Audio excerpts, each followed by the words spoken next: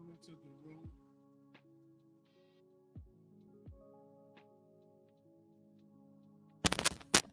Come into the room. Test, test.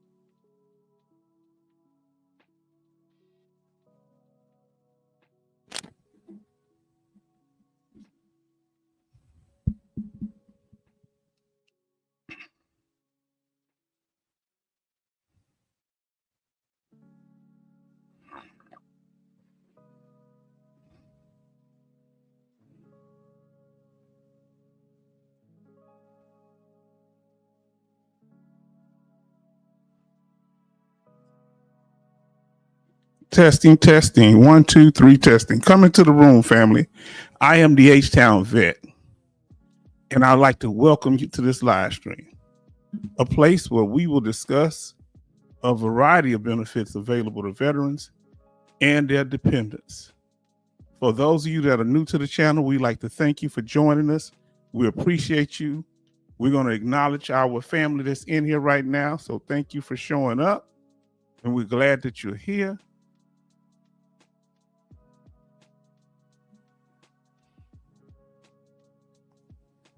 And we want to give special thanks to those that showed up early. And we appreciate it. Let me know how my sound is. Let me know how everything is so we can go ahead and get started. Kevin Colbart Sr. was in early speaking to everyone. And then we have Brother Jay Oliver say good evening, H-Town and Kevin and the veteran family. Coasty in here say H-Town and the family. Then we have Coasty saying hi to Kevin and Jay. So we're glad that y'all are here. And y'all kind of speaking to each other.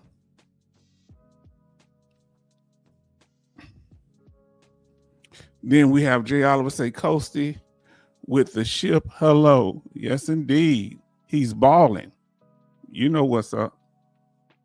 Betty Bob says good evening, family. Kevin Cobarcine, congratulations from my family and yours. Yes, indeed. Then we have Betty Bob says, hello, Jay Oliver Coasty.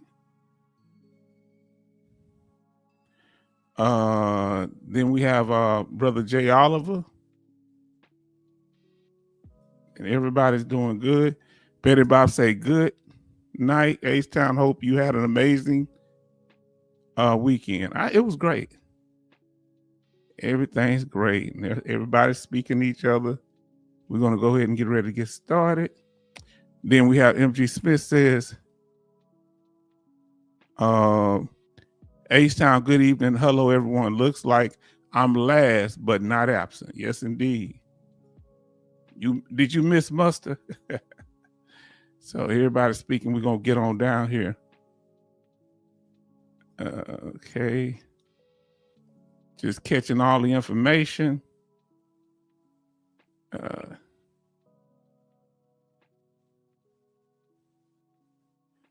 Sounds good, Kevin says. Betty said everything sounds good. We got Military Mike. We're going to acknowledge him coming into the room. Then we have Coasty says, hi, shipmates, all, and H-Town family. So many sailors here are tired of greeting all shipmates. Is it that much? All y'all need to get on Coasty's Coast Guard boat. Oh, man, we're doing it. And family, y'all coming in, and this is very important how y'all are engaging with each other. This is very important. We're going to go ahead and get started, family.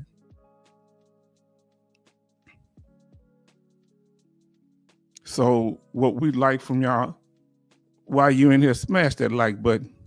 If you haven't done it, give us a count, Betty Bops, when you get a chance. Let us know how it is. Jay Oliver in the house said hi, Charleston, and he's speaking to everyone. We're glad that Jay here. Family, we doing this thing. We got 12 people in here already. Of course, we following the standard operating procedure, which is the military way, doing things organized. We have our sister, Cindy Queen says, good afternoon, everyone. So glad that you're here. And MG Smith was saying hi to Jay. Thank y'all, family. So good. We have 6 likes and 13 watching. So if you get a chance, smash that like button.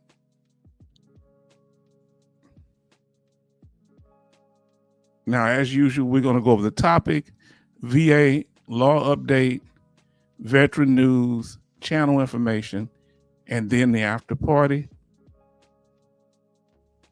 So let's get on topic. We appreciate you. You can still greet each other. And the topic for today is, let me pull it up. Give me a second. Why are active duty military members discouraged from going to sick call?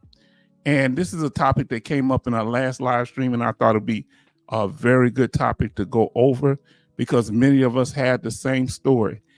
If you're in here and you were discouraged from going to sick call, put yes in the chat. And if you were not discouraged while you were active duty military, did anybody in your command, your sergeants, officers, anybody discourage you from going to sick call? Put yes in the chat. If not, put no in the chat. And everybody speaking. All right, now let's get started. And for like I was saying, we're going to answer that question. We're going to pull it up on the banner.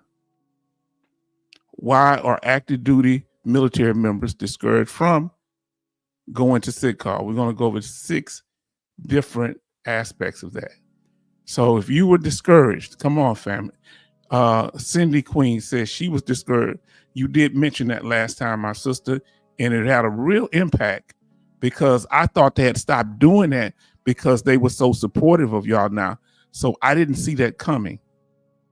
So Charleston said, yes, he was discouraged from going to sick call. Because even military Mike was discouraged from going to sick call. Betty Bob's had a similar experience.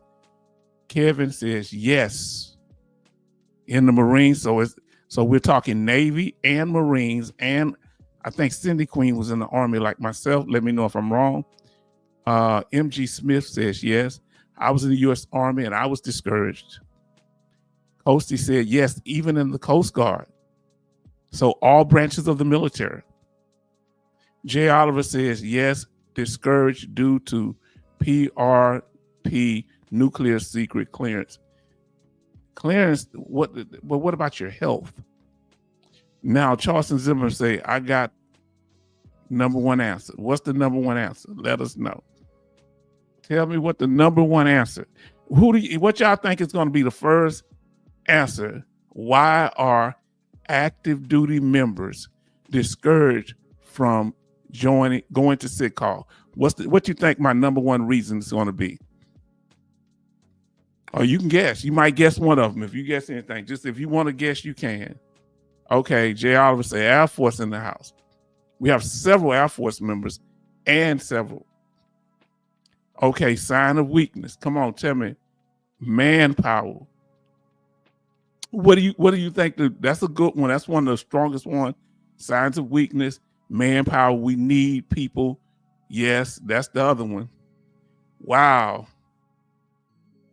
That's the number one that I have, and that's the number one. Mission readiness. You better believe it. I don't know how you know that.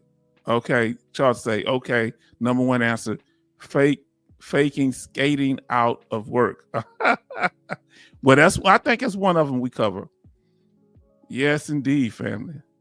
Leadership said it was bad for unit readiness.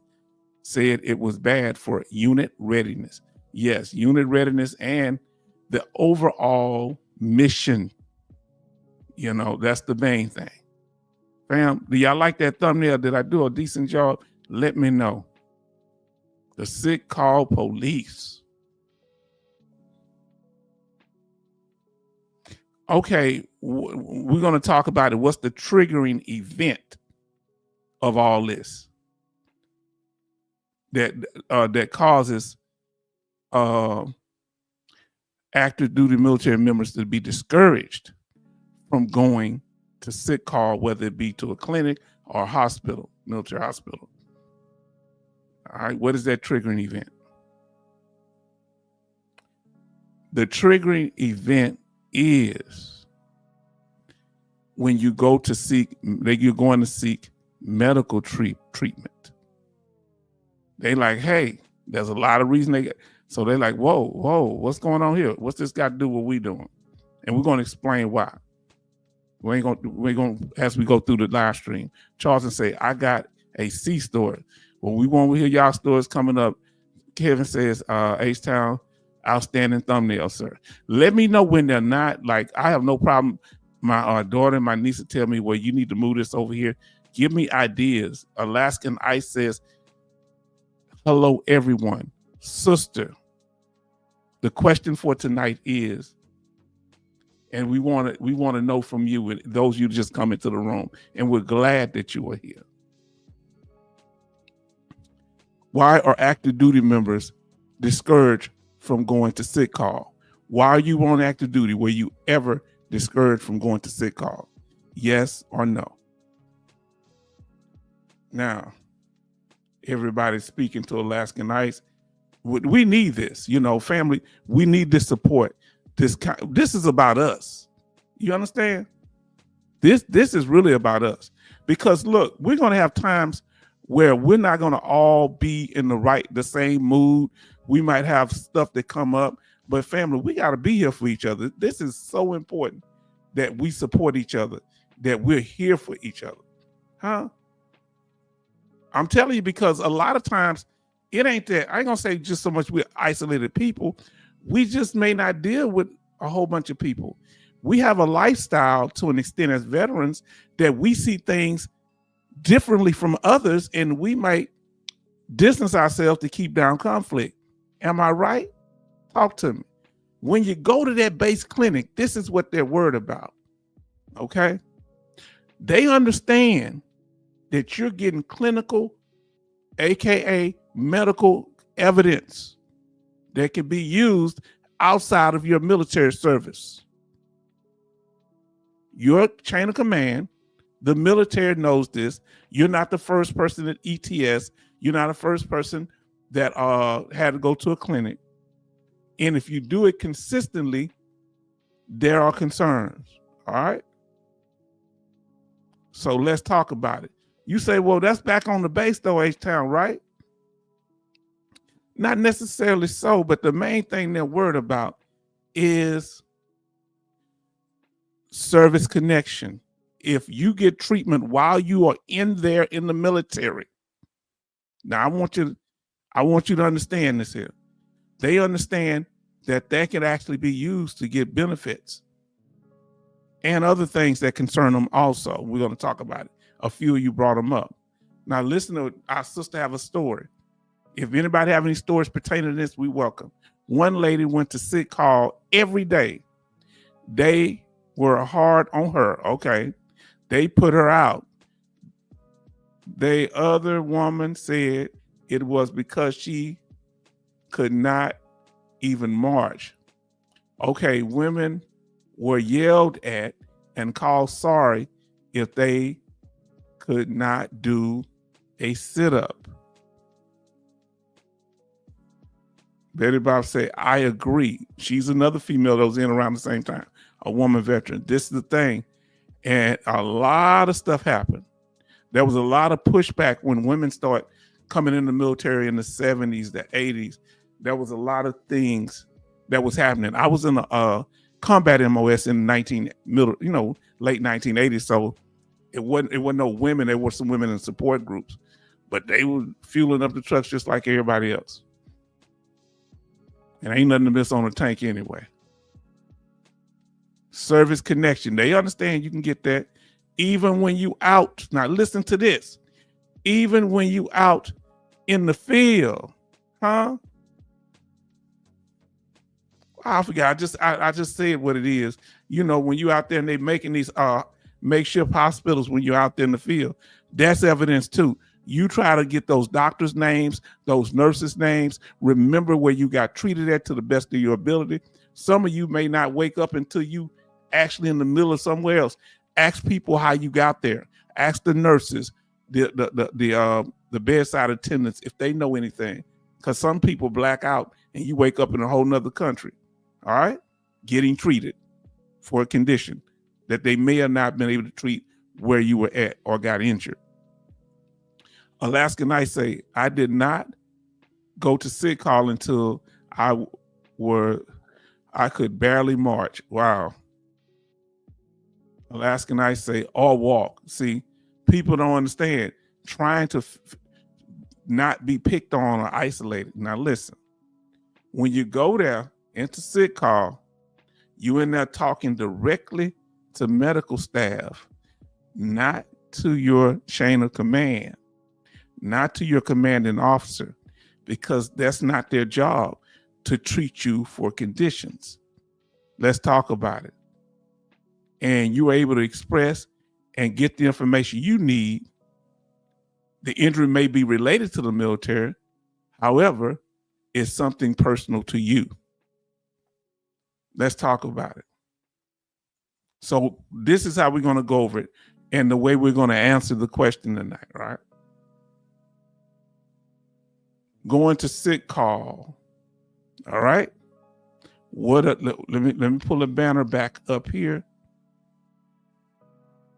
Why are active duty military members discouraged from going to sick call? One, it's not part of the military's mission. All right. That's one reason they're discouraged.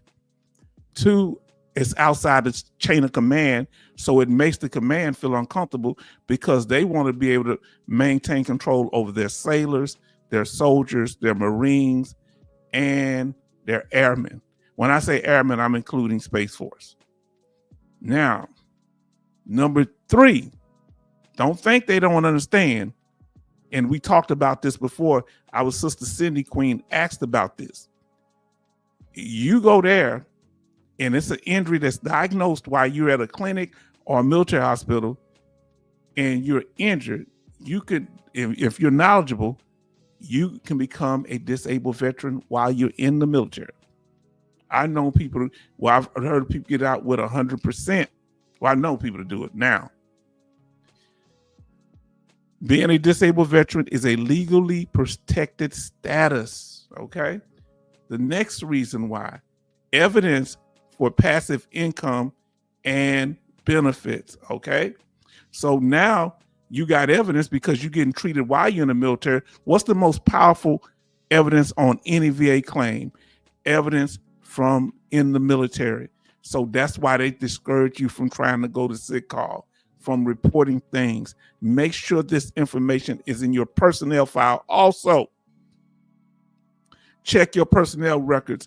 Go over it and take copies of your evidence and tell in personnel, hey, I need to see my personnel file. This is not in there. And when you get ready to get out, check that too. Next thing, we have John Timothy coming in. Everybody show love to our brother, John Timothy. The next reason why active duty members are discouraged from going to sick call, military culture. Somebody brought this up earlier. It's seen as a sign of weakness, or you're sometimes they almost say that you're lazy, you know, or you just don't have enough heart. Suck it up and drive on. Now, family, in the last one, and this might have some justification to why they're concerned in the military about, because sometimes people exaggerate the exaggeration of symptoms. However, that could lead to underreporting that you got a condition. You saw what Sister Alaska Knight, she wouldn't go until it got really bad, and that's not fair. And they in here, everybody showing love to our brother. Yes, indeed. Now, let's start. Number one, it's not part of the mission. Okay, that's true. If you're going to sick call or getting treatment, it may not be part of the mission, but it's a part of your health. And without it being your health being right, you can't complete the mission. So yeah, in a sense it is, even though the military may not see it as part of the mission. A healthy soldier, that's what readiness is. That is part of the mission, but they don't necessarily see it like that. Okay? Every football, basketball team has sports doctors and health people, sports medicine people that help them with their injuries. Because just like sports, we get injured. Even practicing and training, we can get injured. Betty Bob says, H-Town, I went to a civilian hospital, and that's how I received all the CT scans and x-rays to my back. Now, was that while you were active duty? Let us know, sister. So the first thing is, it's not part of the mission. We're going over the overview we just did. It's not part of the mission. That's why they push back on you going to sick call. All right, now let's talk about it.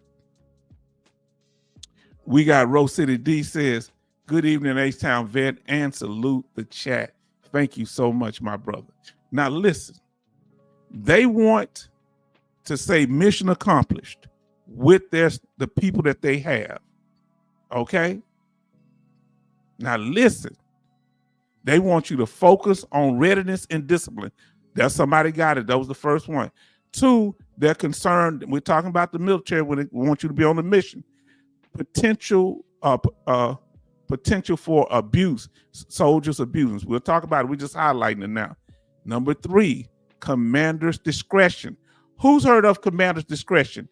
Put a 3 in the chat if you've heard of commander's discretion. Put a 3 in the chat. Number 4, stigma and fear of retaliation from your command. That's another thing. Now let's see what we got up here. Kevin said your injury can get your battle buddy unalived and your unit taken out. This is what we're talking about. When you say, soldier, why you didn't tell us something was wrong? Marine, why you didn't say nothing was bothering you? Because I didn't want to mess up the mission. If you're not healthy enough and you're dehydrated, the mission is compromised. You understand? That's why we don't want people using illicit drugs while we're in the military training, in the field, on combat missions, or in deployments of any type, because that's dangerous if you have an alternative state of mind. Now let's see what our sister say here. She say, don't want to interrupt the chat, just seeing how y'all all y'all doing here. Say good evening. Usually suspects are okay. Now everybody saying showing love to Rose City in the house, and everybody chatting back. Now listen to what our sister say. Betty Bob says, H-Town, I was active duty, first duty station, Scotland. Wow. Scotland. Never been to Scotland. Now look at this here. Everybody speaking. Kevin say yes. Commander's discretion. You've heard of it. That's number 3, family. We're about to talk over them. Jay says commander's discretion. Heard it. John Timothy. Commander's discretion. Interesting when it comes to medical conditions. Okay, they should be concerned. Cindy Queen heard of commander's discretion. Betty Bops heard of commander's discretion. I guess I wasn't that great of a soldier. I don't remember it. Then let's see. Now, so let's go over it. The first thing here they're saying is focus. Okay, number 1, focus on readiness and discipline. They don't want you focusing on going to sick call. They want their mission to be right. Okay. So military emphasis on maintaining a fit and ready force. And they do this through physical training, through the way they train us, other things, folding our clothes, gun ranges and things like weapon range and all that. Now, potential for abuse. Number 2, sick call may be seen as a way to avoid duty. And outside the mission. Number 3, commander's discretion. While soldiers can't be outright denied sick call, commanders have some discretion in evaluating the severity of a soldier's illness or injury. Okay, we're going to talk how to deal with that if you're really sick and you may have an incompetent commander or one that doesn't have your best interest in mind.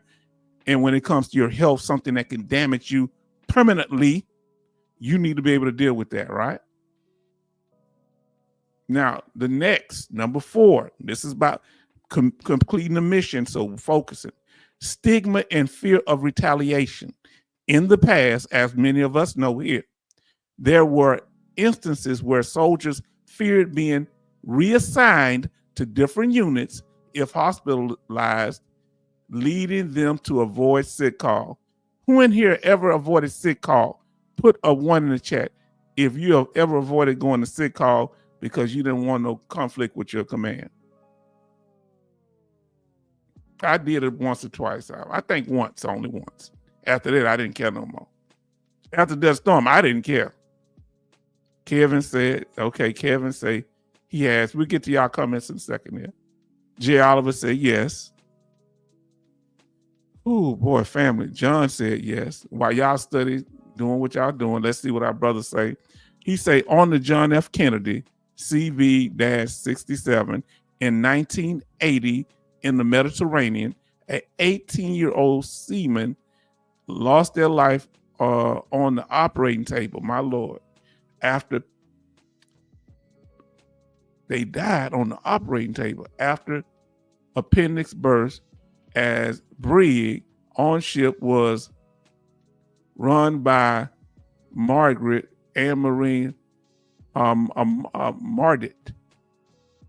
What is that? Anne Marine's, though he was faking. Oh. Betty Bob say Esdale. Okay. Now, I got to pull this up where I can see it. Sorry, fam.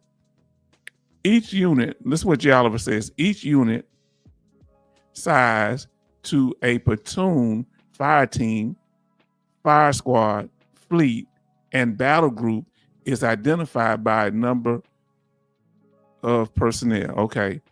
That number has to be maintained in leadership minds. Okay. So when people are sick call, that deals with their body count. How many people they got? How many? Okay. So they could be, they're going to be questioned if they're missing 2, 3, 4 soldiers, Marines, airmen, or,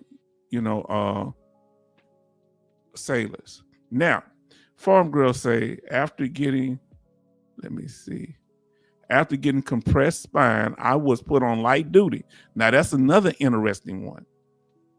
That meant sitting in a hard chair in a small office in so much pain because I couldn't adjust or move around much. Awful. So, yes, we were discouraged. Now, let's see. Betty Bob says, better to just pull duty, and try and get comfortable on the flight line. Okay. J. Oliver said it happened to him, that they try to have him go. J. Oliver and John Timothy and Betty Box, one time only. Now, family, let's get back to it.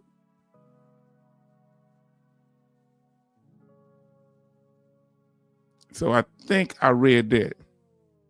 I'll read it again, the last one, the stigma and fear.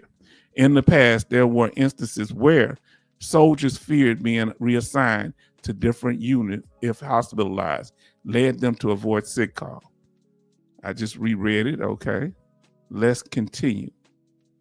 That's the mission, number 1. Now, number 2, your chain of command. Now, this is more on a personal level because you have direct contact with your chain of command, and your command is specifically your what officers over your platoon or squadron, whatever y'all call it in your branch of service. All right.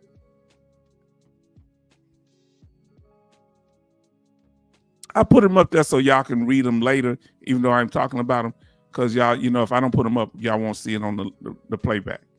Now, the chain of command. Let's talk about it. So how does the chain of command discourage you when it comes to sick call? Well, when you in sick call or you going to a hospital, you're no longer under their control or command. You're actually under the control of the doctor at the military hospital, or if you went to an outside hospital. That person is the one treating you. So they're the ones that say whether you're fit for duty or not. Am I lying about it? Am I right about it? The military, your chain of command want to be able to say you fit for duty, but can they override that doctor?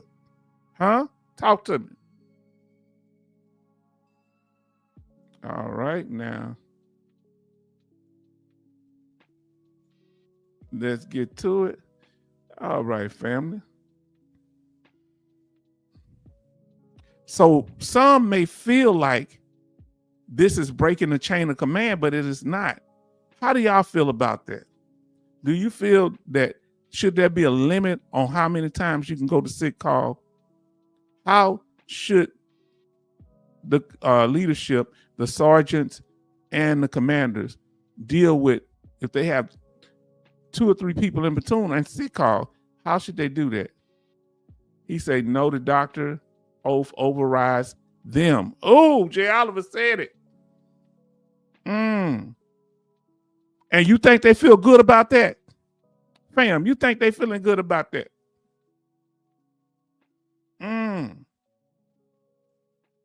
That's breaking their chain of command. Hold on, how you? So because they saying if he or she wouldn't have went to the doctor, we wouldn't be in this situation. I'll be still in control. Saying ain't nothing wrong with you, soldier. Suck it up. We keep it moving. Huh? Now here's Charleston say on the ship, sick call is on the ship medical department. Okay. Do they have a psychiatrist on the ship?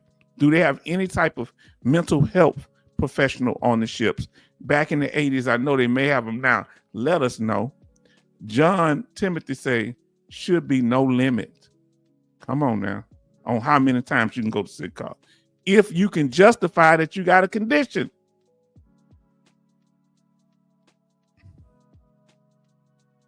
So here we go. The issue is you're not breaking the chain of command. The problem they got with you, you're operating outside the chain of command. Can you understand how the leadership can be upset about this? You're operating under doctor's orders. So the doctor is the general in your life when you're getting treatment. How you think they supposed to feel about that? Any of you that were sergeants and high-ranking officers or NCOs, let us know what kind of issues that cause and how do you deal with it? Because you have to explain to the person, the individuals that are over you, why this person is not here. And so they might put pressure on you, and you might put pressure on the soldiers. Let's talk about it. Number 3, another thing that they're quite well aware of, don't fool yourself, that being a disabled veteran is a legal status. They understand that because you're not the first person to become disabled while you're on active duty. Apparently, we know that's the case because many people get injured on bases, off bases. They get injured doing maneuvers. They get injured in the field. They get injured in the barracks, on the ships, on the flight deck, on the airstrip. Come on now. Doing training, doing combat mission. Now listen what he says here. And I'm gonna pull it up where I can see it. Jay Oliver say, my PME training taught me that when I was not qualified to handle things, send them to medical and or the chaplain. Yes, indeed. They have a chaplain for a reason.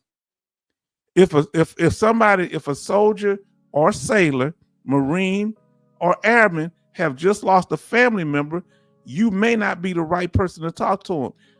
The chaplain going to have certain resources and know how to talk to them, and they may have to talk to someone in mental health.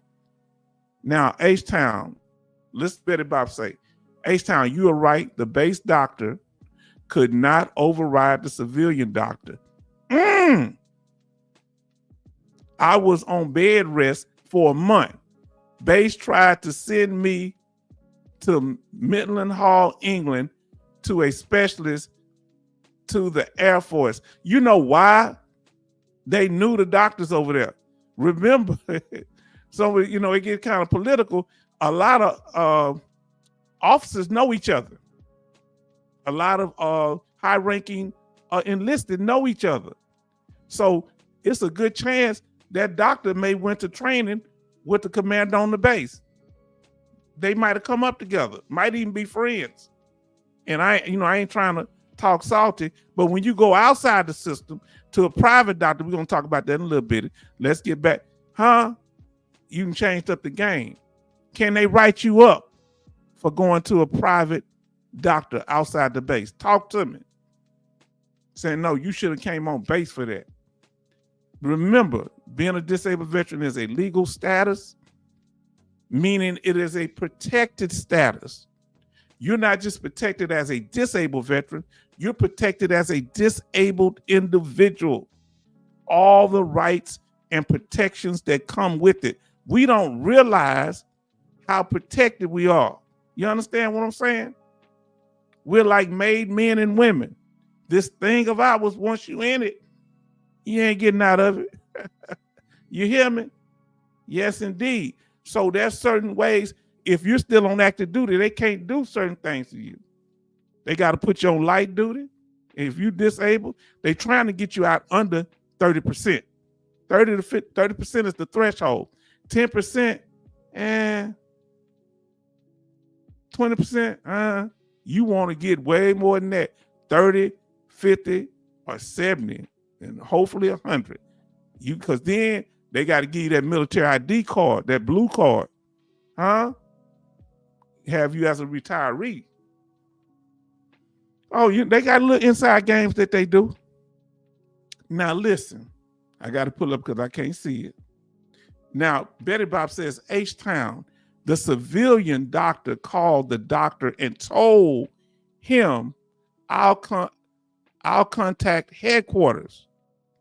I was on bed rest, and then after that month, then I went to Mildenhall Air Force Base. Ooh, serious. So yes, man, this is getting heavy. Who else told y'all that this is a protected status? H-Town, because God gave it to me in my head.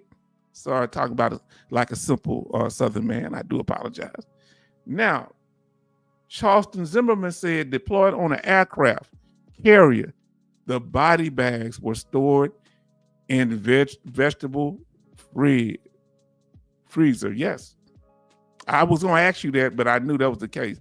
Till after flight ops, then can fly off. I got called by mess chief, called trouble, called low temperature alarm, found 2, my Lord.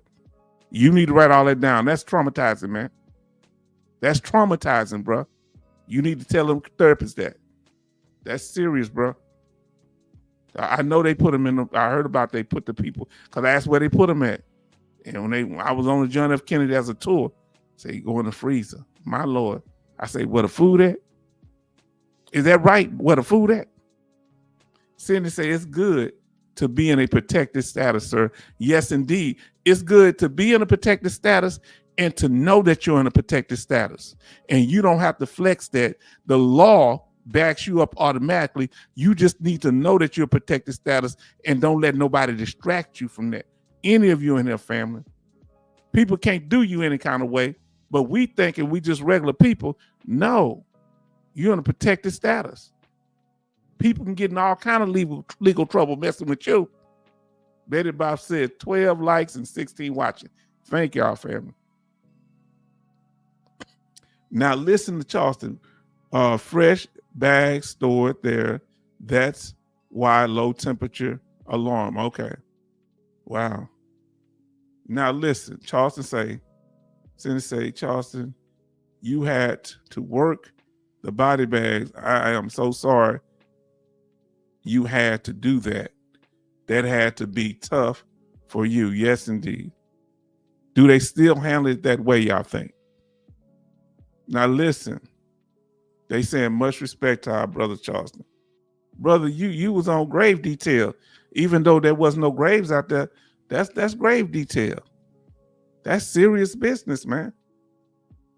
You know? Man, thank you. I don't know if I could handle it. I ain't gonna lie. Number 4.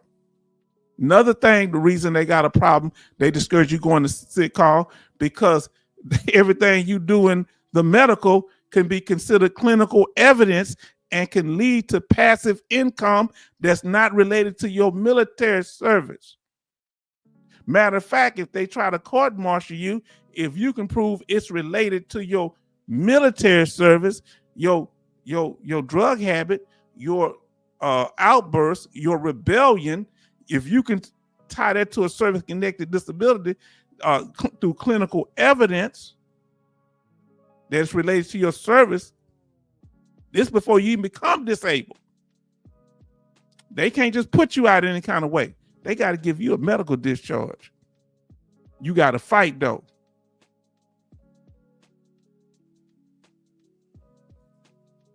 Brother Military Mike say, salute to you, Charleston, brother. Yes. I don't know. I know I ain't as tough because I'd have broke down. I don't like seeing, people that passed away and handling that. I know I have my weaknesses. So passive income. Now, passive income like stocks, royalties, but in this case, we're talking about VA compensation. You get money from you got a rent house. These are things that you're not an active income where you have earned income. That's active income. We're talking about passive.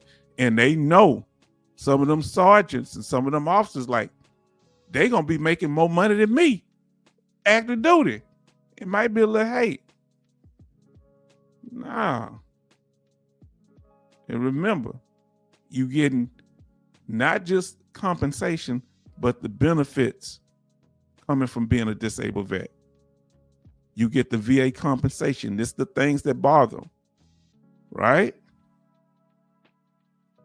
And that's different from retirement because military retirement get taxed when they get out. Am I right? Let me know if I'm wrong, Military Mike. You get military retirement, you still get it taxed, but VA compensation is not taxed. Let me know, Military Mike, and whoever else retired. Now,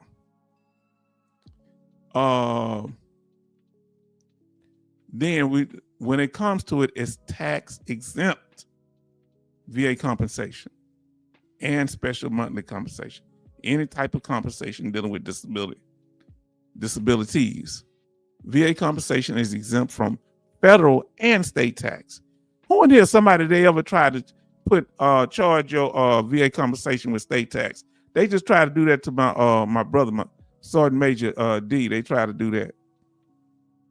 They tried to. He went up there and they correct that. Oh, we sorry, Mr. D. And remember, all this money from 10 to 100% is tax exempt. And I believe you're making more than a retiree at 100%. Most retirees, not all. Now, the other thing that bothers them is they understand that you will start having financial freedom, that you'll have more of an incentive to get out, especially but in their mind, we have control over them while that soldier and that Marine or that airman or sailor is under our control, we can handle them. But when they have financial freedom, hey, they saying they ain't got to deal with that. And they're like, that ain't part of our mission. We don't need them in here, and we don't want them having this freedom because we don't want other people to come in here and try to get these benefits instead of serving their country. It's not instead of. You got the conditions because you did, and the treatment. Now understand, if something that happened in the military, that's why you seek treatment in there. When you get out, the effective date, your award effective date start. If you get injured in the military and you file while you're in there, that effective date start when you had the injury. If you wait a year until after you get out, they're only going to start from when you file a claim or the intent to file.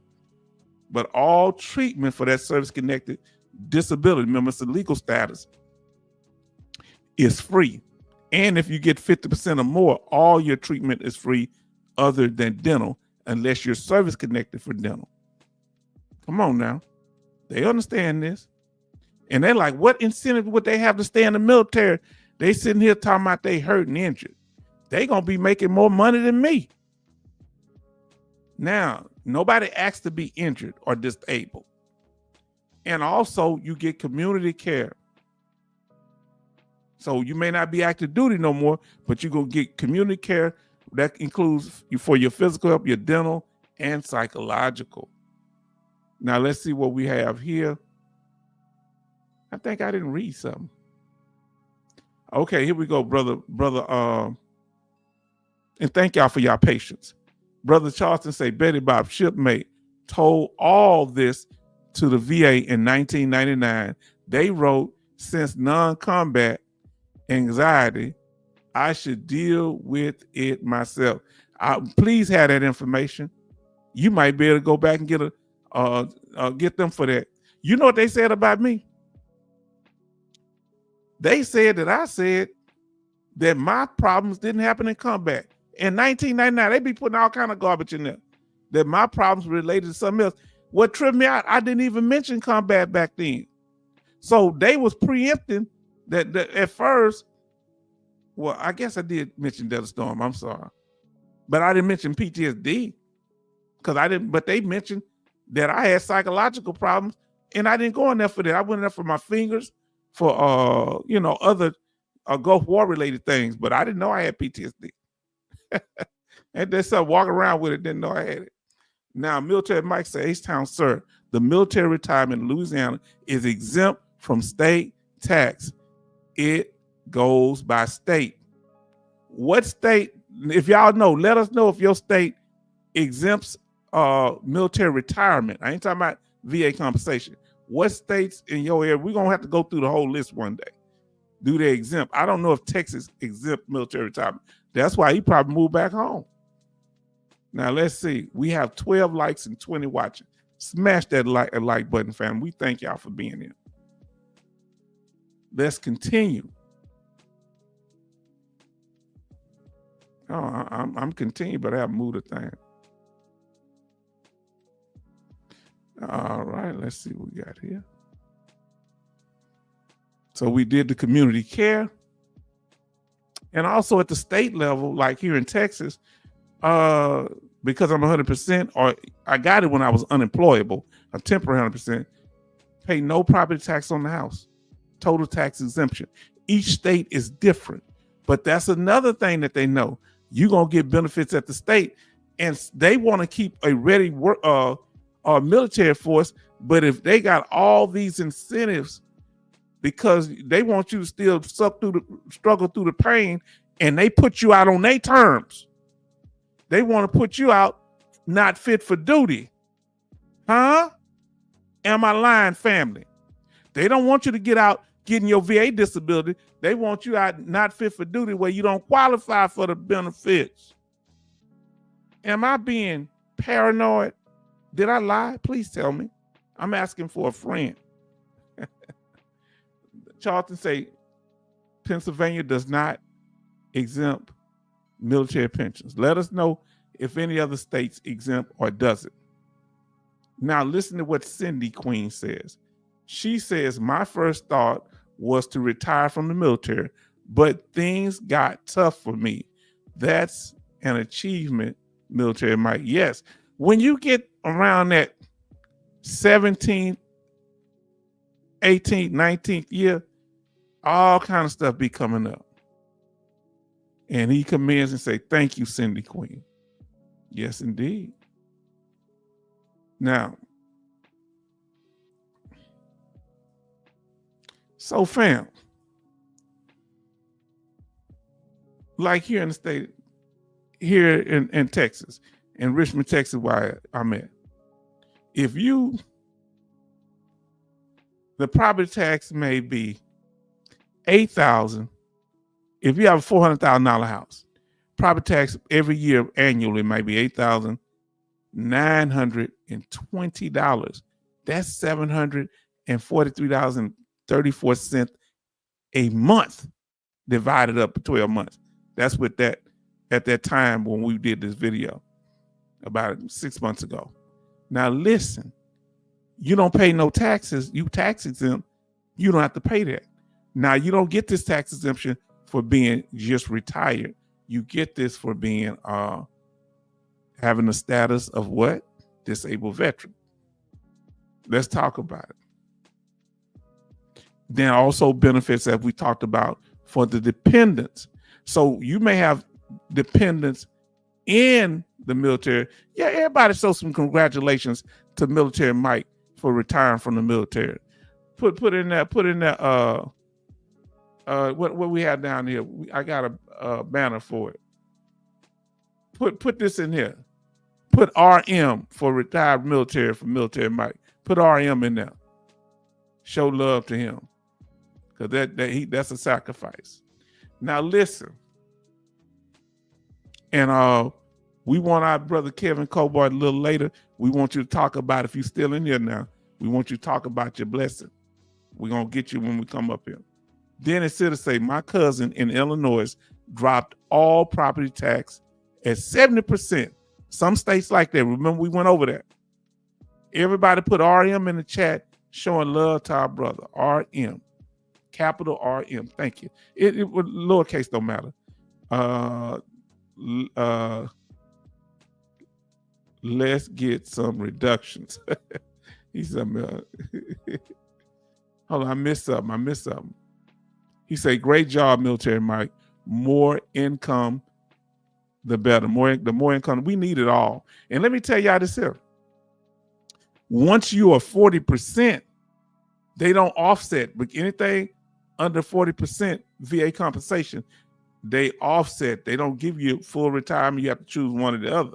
But once you got at least a 40% disability rating, you get your full retirement and your full VA compensation, for those of you that didn't know. So thank God for that, brother. He said, thank you, John Timothy. Jay Oliver says, retired military in respect to our brother, Military Mike. And if anybody else in here retired military, you'll let us know in a minute. Put me, RM, if you're retired military. Put me, RM. Coach say retired military, respect to our brother, Military Mike. Alaska Knight say RM, because it's a sacrifice. Rose City D say RM. And it depends on, and then Kevin Cobarcine say RM. And then he said Military Mike. Charleston say RM. Betty Box, she got the burning heart on that thing. And then Mr. D, RM. Then it say Union. Oh, he's talking to him. Listen what he says. He said, I appreciate it all. Thanks. I never planned to retire, but it just happened. I kept re-enlisting. You know, that's the weirdest thing. If you're purposely trying to retire, that's when they get hiccups. When he just kept re-enlisting, not thinking about it, before he knew it, it was over with. And we glad, because so many people were supposed to have the chance to do, and depending on what their chain of command was and what happened as far as injuries, they weren't able to. Now, also, you get for you things you get for your dependents. Of course, you get the Chapter 35 educational benefits, and they know this in the military. Your command knows this thing. Champ VA healthcare. Now, I thought they had Champ VA while I was in the military for the family members. Isn't that a program, civilian healthcare program back in the 90s? They used to call it something similar to the Champ VA healthcare for those that you have to be permanent total for both of these benefits. Your dependents will get. So this helps you getting out. DIC death benefits, this dependency indemnity compensation, which if the veteran passes away, disabled veteran that is, they'll get $165. Now let me say 100. Let me start over. $1,653.07. Sorry about that, family. I don't know what happened to me. Now, so this is outside the military. Next thing, they see it as a sign of weakness, family. They see you going to sick call as a sign of weakness, and that you're breaking not just the chain of command, but you're breaking the harmony and the unity of the unit. The cohesiveness by your illness. What did y'all tell me? Y'all taught me stuff last night. Or they say call you sick, call Sally. This is a form of bullying if a person is not feeling well in the military. And you might be exposed to chemicals that you don't know about. What they call sick call ranger, sick bay commando, things like that. That's insensitive when it comes to someone's health, and also that's bullying because they're using their position. Okay, now I remember now. It was called Champers in the early 90s. Okay, Champers, not Champion. I knew it was similar. Champers. Oh man, J. Oliver, thank you. Man, that's what they don't want you to go there. All these benefits. And look what our sister. So if y'all don't think, I screenshot from the other night, y'all don't think it's still happening. Our sister said it. She the one that inspired me to do this live stream on this topic. She said, Cindy Queen says, Mr. H-Town, sir. She's so polite. I was tormented for going to sick call, and I identified so heavy with her because I was too. And that really made me, I forgot all about how really they tried to make me feel awful. They already hurt my feelings, but I am so glad I did. I knew I had to document. So they don't even matter now. Now you see them now, they're gonna be, oh, how you doing? Same people that tried to stop you. Now listen what our brothers say. I like it because I wanted to put this, I didn't get a chance to. Rosie D say, sick call ranger, where have you been? To the TMC and back again. They even have a song, a little jingle that they made to make fun of it. Do you hear me? So this stuff ain't made up. This is part of military culture. Number 6, the exaggerations, okay? The malandering, okay? This is the other thing. So why are active duty members discouraged from going to sick call? Because sometimes they were thinking that the soldiers and the service member was pretending or exaggerating the symptoms.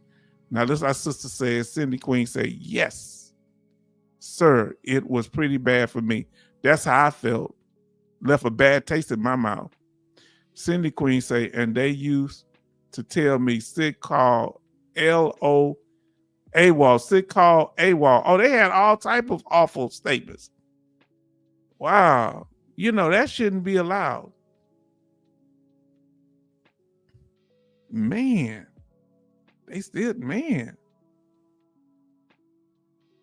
That's part of culture. Malandering, okay?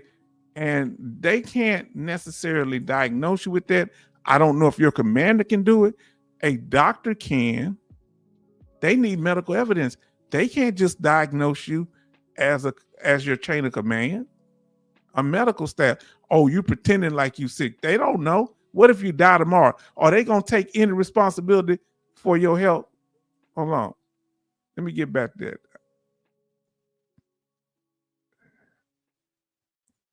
Now, what if you pass away or you have some type of bad health reaction, they gonna cover it all up, ain't they?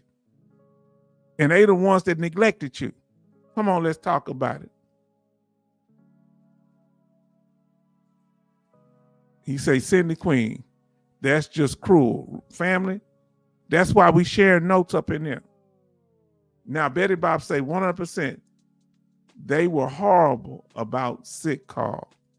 It doesn't matter what branch of service. Tell me if you were mistreated when it came to sick call or harassed about getting treatment. Tell me your branch of military that it happened in. Just tell me the branch. Let me know, and I'm going to put my branch because it happened to me. So I put Army. You can put U.S. this, U.S. that. I just put Army, but U.S. Army, of course. Let me know what branch you were in where you were ridiculed, mistreated, discouraged. Let us know what branch it was. Melandering. And let's see. H-Town was in the Army. Kevin was in the Marines. I want everybody, let us know. Mr. D was in the Navy. And then remember, I forget Jay Oliver was in the U.S. Marine Corps and Air Force. Happened in both. Alaska Knight said happened in the Army.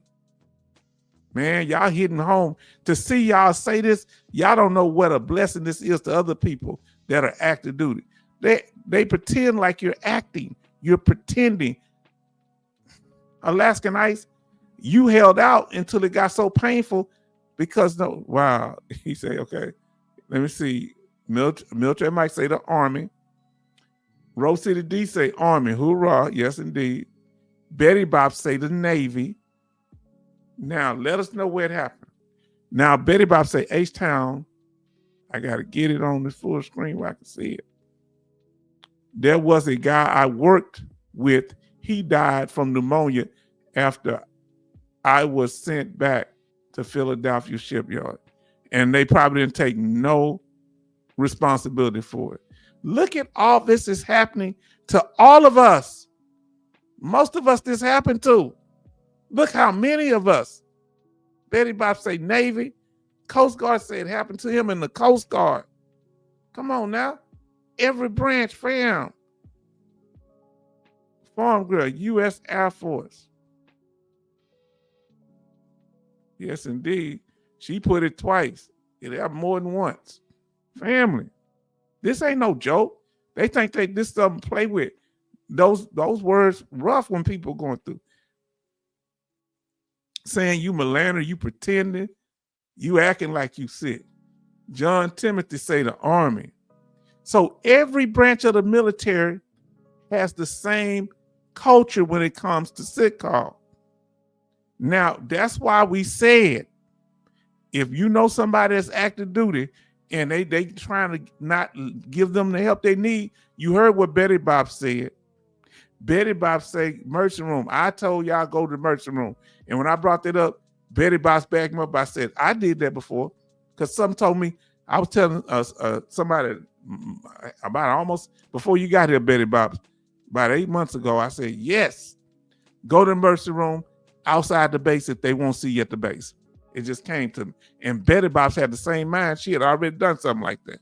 Then we got, Betty Bob says, she said, H-Town, that happened at the base in Scotland that I was on bed rest. There you was on bed rest, okay. And Cindy Queen said it happened to her in the U.S. Army. Now, listen. I want y'all to hear this here. And fam, we doing this thing. Charleston Zimmerman say Navy. In a school, Naval Hospital, weekend duty, corpsman, made me take care of fellow ward sailors, clean up head. Man, they had you doing all that, bro? Come on now. So always remember, for those of you that are watching, you still active duty, go in and get treatment.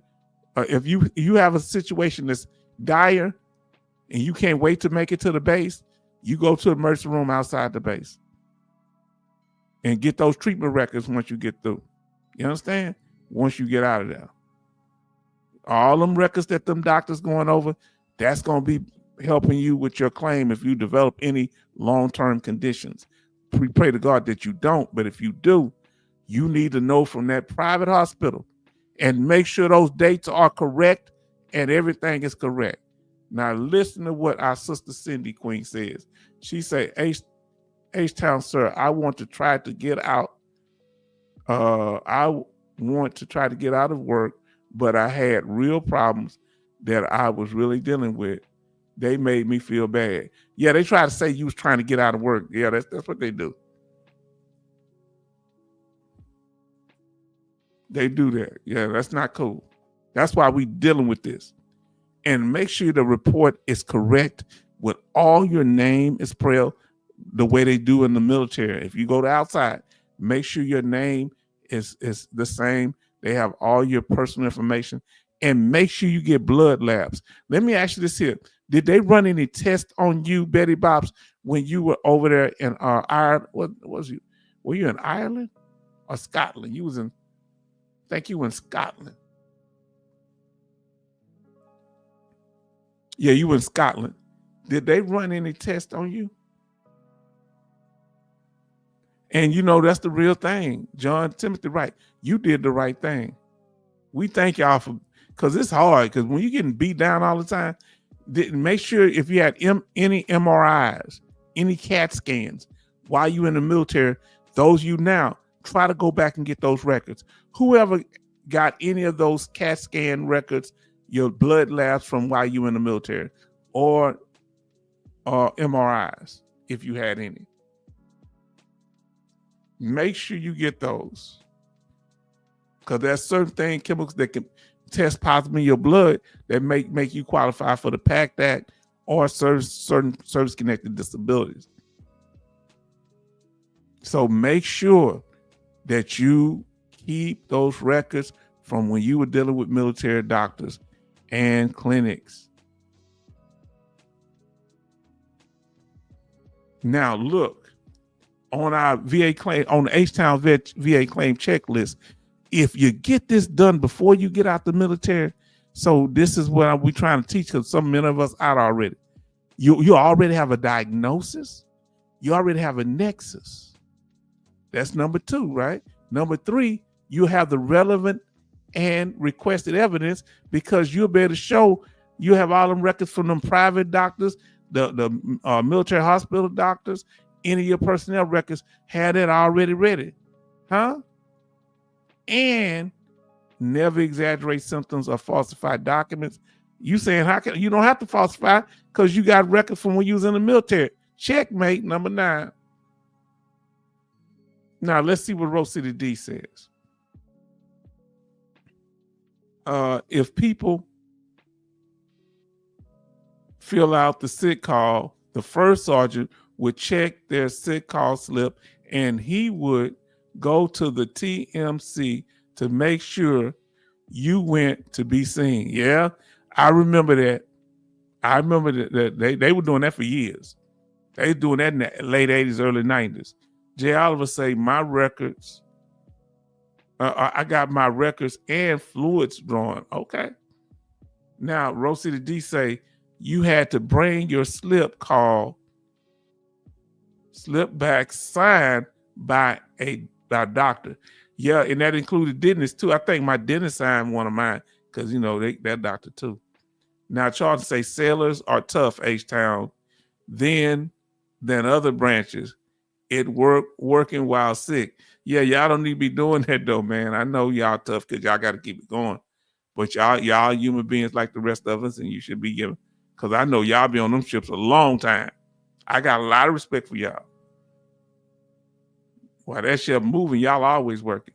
Now, family, here we go. Another reason. This is our example for tonight of why they don't want, they discourage many people going to sick call, going to the emergency room, because there are other things that are serious that not only affects the veteran, but it affects the chain of command. It affects the mission.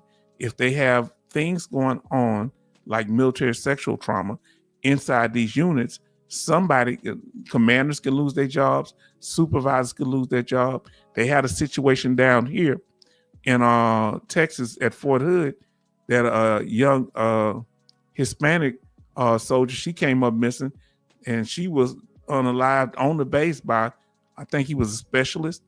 And when they went to look for a body, they found like 6, 7, 8 more bodies dumped next to Fort Hood that they couldn't account for.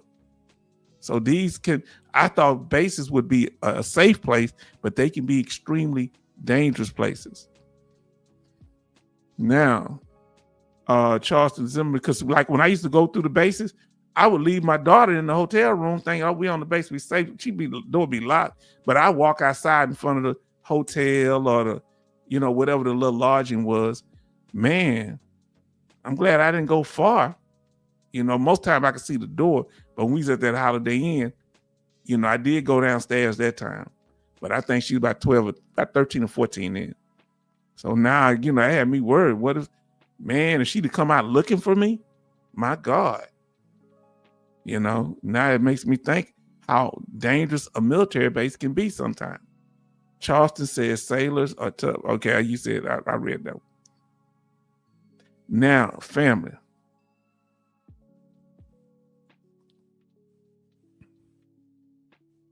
Okay, examples. So you understand, you say, well, what it would be an example of MST?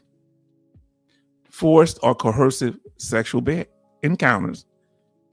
Sexual encounters perpetrated while a person is unwilling or unable to consent. And this could be, not just assault, but also sexual touching and things like that. Unwanted touching. Now, Betty Bob says, let me see what she got here. She says, yes, H-Town, they ran tests, including blood labs and CT scans on the civilian hospital and back specialists in the Scotland and the chiropractor there. Doctors saw us soldiers at that command. Wow. Let me ask you this here. Were they mad at you about doing that? Tell me if they were mad at you. Now listen to what this brother's saying. Listen to Jay Oliver says, as a former military policeman, I can assert on most large bases next to medium-sized cities, crime is very evident. Yes, quite evident. Yes. Yes. Okay. Now,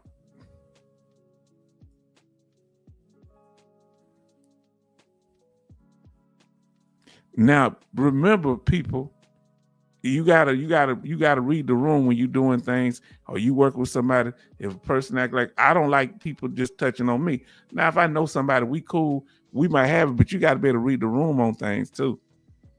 Okay. Say, I agree, Jay. Yeah, because remember, a lot of these bases are in little small towns or areas where they don't have much economy. The base is most of the economy of the area. So remember that. Keep your hands to yourself. Whether you're male or female, keep your hands to yourself. Because they got more and more females getting caught up too, so be careful. But people shouldn't be playing games. That's why when people I ain't never like them with people that's teasing people. Get on away from me. Them people, stay away from me. I mean, teasing women, that's all I ever dated women. And remember, that is service connected. If you have any type of MST trauma and it's related to your military service, that is a nexus. Please go to the emergency room while you're in the military. Let somebody know, because that's evidence. Sometimes people don't want to report, and I know how hard that is. Get those kits, get everything set up right. And if it's something where other people are there and they didn't necessarily see what happened, it may have been a public event and it just some touching or some other stuff happened. You say you were there and other people can at least verify that you were there. Huh? Now let's talk about the stats on MST.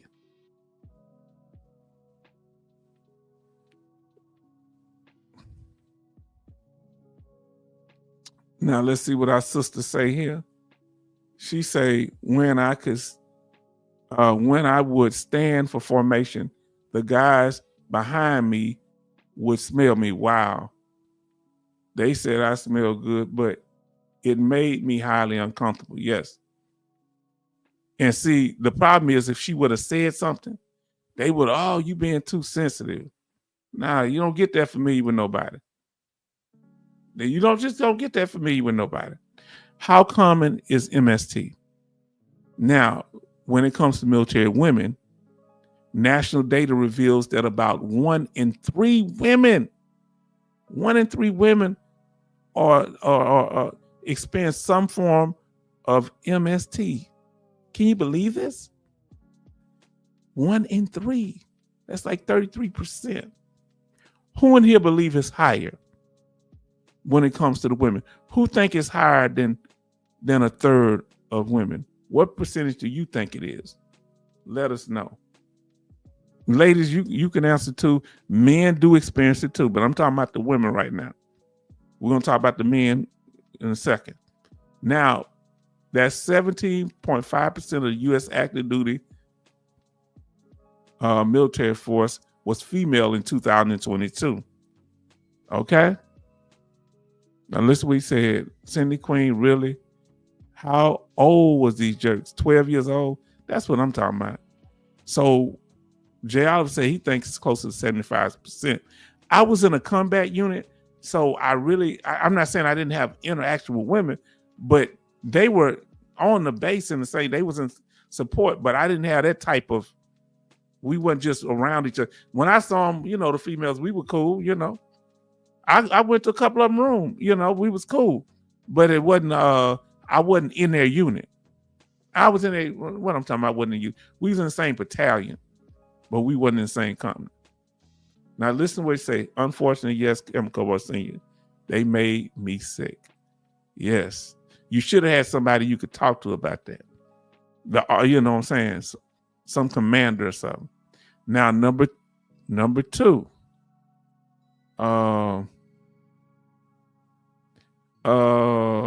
Military men. 1 out of 50 men respond yes that they experience MST when screened by their VA provider. Male represent approximately 82.5% of the U.S. military active duty force. More men, because there's more of them, experience sexual assault, but a higher percentage of women. Okay. All right. A higher percentage of women. It's only 1 in 50 of men that admit it. I'm sure it's higher because men don't like talking about that. But 1 in 50, but 1 in 3 women, that's serious. So in 100 men, only 2% is an issue. In 100 women, almost 40 of, not 40, almost 60 experience some type of problem like that. All right, I'm because of the comments, I'm gonna try to be sensitive and not put them up there. But I'm gonna let y'all do it when we keep that private. I'm gonna let y'all chat on that. Sorry, but we'll let do it. Hold on. I did cover that. Now, here's a key thing. There are secondary conditions to MST, such as if a person was attacked, individual was attacked, they can get scars. You can get TBI, traumatic brain syndrome, and also, unfortunately, some form of STD, and you can get service connected for these things. Because remember, these things are unwanted. So these are people that don't have no type of respect for other people.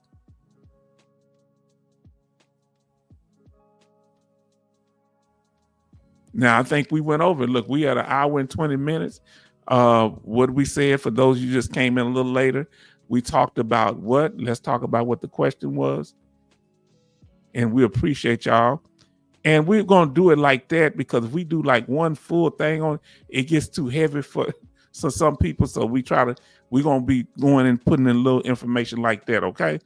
We're going to come, because when I did a full live stream on MST, that's kind of was real heavy. So we're going to break it down in the sections like this. And we tied it into what we were doing. And many MST is underreported. And that's the last thing we did. Now, the question for tonight say, why are active duty military members discouraged from going to sick call? And we put that they're not part of the mission. It's not part of the mission to go to sick call. It's outside the chain of command. They know that you'll have a disabled veteran status if you get service connected, and that's a legally protected status, and the military can't just kick you out any kind of way. Evidence for passive income if you go to sick call, and benefits. Military culture says that going to sick call is a sign of weakness, and their concerns why they try to discourage you from going to sick call is exaggeration of symptoms, and this often leads to underreporting. So let us know if we answered the question. Put a 1 in the chat. If we didn't answer it properly, put a 2 in the chat, and we're going to explain it to you more. No shame, no game. Now listen what it said here. I will put this to say, Cindy Queen say, thank you, Kevin. Thank you so much. We appreciate you supporting our family here. Who in here? Come on. Did we answer the question? J. Oliver say we answered the question. Kevin say we answered the question. Come on. Military Mike say we answered the question. Let me pull the question back up. Okay. There's the question. Why are active duty military members discouraged from going to sick call? Charleston say we answered the question. So did John Timothy. M.G. Smith said we answered the question. Brother, I just said Brother Timothy. He said we answered the question. I'm going to get to y'all statements. Coasty say we answered the question. Cindy Queen said we answered the question. Come on, fam. And the question going to pop up every time I take them out. Mr. D says we answered the question. Betty Bob say we answered the question. So you saying when you come here, there ain't no clickbait. We getting to the real on that thing. Huh? Now y'all gonna start, y'all can chat and talk about different stuff. We're gonna go over the law, but we easing it out. So those of you that are watching this recorded, or you say, I just want the topic. Now you got the topic. If you want to battle, you want to head on out, you can. You welcome to stay. We like Motel 6 here. We'll leave a light on for you. You understand? Farm Girl Rebel say we answered the question. Now let's get to these statements, fam.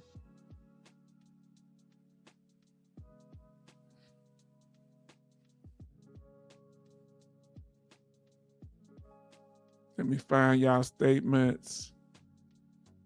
Betty Bob says that H-Town, I was wrote up by that doctor at that malingering. Oh, so she got accused of malingering because she went to a civilian doctor and had mental issues and obesity. I get to Philadelphia. Thank goodness no one believed the doctor. I was sent to Naval Hospital in Maryland. How you say? Bethesda. I've heard of Bethesda, Maryland. Check. Praise God. Yeah, he had a witch hunt. Ego. Doctors can have egos, and doctors can be incompetent, just like anybody else can be incompetent. Military members can be incompetent. Military leaders can be incompetent. Now, some of them can start off competent and become unfit, and they'll take them off their command. Now, I remember this was kind of a hard story. Man, this messes me up. I don't know if y'all know, back in 1990s, it was a Vietnam veteran. He was an admiral, and this man was highly decorated. This blew my mind. Literally, Vietnam veteran. He was a Navy sailor and highly decorated. but he had on one pen that he didn't earn. All the other ones, all his combat medals, all his being, on the fleet and on the ship, he earned every last one of them. Somebody put a camera on him and said, "Why you wear that medal? That's proof that you never got that medal." He looked at him and his eyes got big. Do you know he took his own life the next day? I mean, highly decorated, no faking, but I don't know why he had that pin on, and I guess I don't know. I don't know. Maybe he thought he had got it and he looked back, but you know what it means when it comes to honor. It's like, no, he felt like his whole military career. I wish that person wouldn't have threw a camera in his face behind something. To me, it's kind of petty. You know what I'm saying? I wonder how that person feels now. Then he want to come back and talk about how great the admiral was and how great. Yeah, he was. So why you tripping on that? Man gave 25, 30 years of his life to the military. Now you trying to do that. You know how they do that old, what was that used to call that? Inquirer magazine, old dumb stuff. I don't know. That's just how I feel about it. Now, maybe I'm a little biased, but I don't appreciate that. Cindy Queen, and then other people say it's stolen valor. But come on, man. The man earned everything. And it wasn't no major medal. It wasn't like he just had the medal on. I don't know. Now we won't ever know because the man life, it bothered him like that. You ain't got nothing else to say about the good stuff he did in life. I ain't gonna never forget that. Now Charleston say, Cindy, and that's my opinion. You're entitled to yours. Cindy Queen, my first ship, 1979. I was 11 years old. Was one of the first Navy ships that had enlisted on board. ABC did a news film reel about we guys even had to take a psych test before. Wow, we have 16 watching and 18 likes. All right, now I ain't gonna ever forget that. When I saw the look on his face, he was kind of shocked, and he was getting ready to get on the sub or whatever he was getting on. I think he was getting on a sub, I don't wish that for him and his family. Charleston says, Cindy Queen, female sailor. Then he say, Cindy Queen say, thank you, Coasty. I'm getting help for all of that stuff now. I had a pretty good doctor at my community care. So listen to that, fam. Listen to what Brother Rose City D says. H-Town, when I was stationed in Korea, I was in an armor battalion. Same here. And I wasn't in Korea, but in an armor battalion. And there was a case where a tanker got his roommate drunk and him while he was out. That's why I didn't ever get knocked out like that. No. Not especially not around a whole bunch of men. Now, Rose City D says he woke up later and he was hurting and spoke on it. Most men wouldn't speak on it. We had a big information about it. No names were given, but they spoke up about the incident. Wow. It's heavy. Mr. H-Town, thank you so much for discussing this. I really love this channel. And we love you, all of y'all here, man. Y'all and ladies, I don't just mean to say, man. We love y'all. We here for each other. We had to have an environment where we can talk about these things and people not being sensitive. Because you will get booted. You will get taken out of here. Betty Bops says, Cindy Queen. Yeah, we have people come in like never seen them with weird names. Hey, let me come up and talk, guys. Get on up out of here. You. Now, Betty Bob says, Cindy Queen, I am really surprised. I thought they stopped that. We mentioned it about before it got out. Now, listen to what Brother Charleston says. H-Town, I never heard about SHIP board, mental health doctors, 76 to 85. Still don't think Navy had a board head shrink. You know, I saw that movie, you know, and y'all tell me, but he was in like in the 90s or 2000s. You remember that Anton Fisher movie when he was when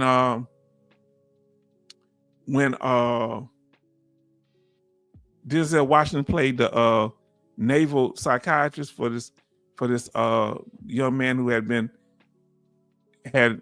MST when he was younger, you know, by older like a woman had adopted him, and her older daughter was, you know, doing things when he was a little kid. Now, M.G. Smith says a lot of old timers had those ribbons done for them. Okay. They were ribbons shop. Could have been a mistake on their part. Yeah, but what I'm saying, because it wasn't no major a ribbon. Man, if I see that, I probably would start crying, man, if I saw it. You just need to look at the look on his face, because I don't think he knew he had the wrong ribbon on. He probably had been wearing it so long. This man had commendations way above that, and none of it was fake. But they brought up one ribbon. I ain't gonna ever forget that. You know, you lost a great admiral who had an impeccable record. And you know how he probably felt. Like, you know, I can't speak for him. Like, how would his sailors respect him if they think something like this of him? Boy, sometimes the news can be so reckless. And what was he doing what were they doing on the base, popping a camera in front of this admiral's face like that? I think he was coming off the ship. I think he was coming off. Man, I ain't gonna never forget that. That was in the 90s, family, the mid 90s. Never forget it till the day I die. Jay Oliver, Charleston, and they want to start talking about how great a sailor and what he did. It's too late now. You disperse this man's career. Jay Oliver says, Charleston, if they had a flight doctor about aircraft carriers, I would think they should have mental evaluators for pilots, of course. Now, Betty Bob said, and I ain't trying to have a sour note, but that touched my heart, and I ain't never forgot that to this day. You know, I just never forgot it. And he just looked like a real easygoing guy. And he had never been, and you could tell he had never been in no situation like that. He wasn't even looking for attention. All of the sailors loved him. You know, well, at least most of them, everybody spoke up. Betty Bob say Charleston Zimmerman, they had civilian therapists in Scotland, was a drunk. He said it was a drunk, huh? He needed some therapy. He or she needed some therapy. Oh, God. Y'all so best, man. Let me see. Yeah, let me see the band I'm going to take down. Now, family.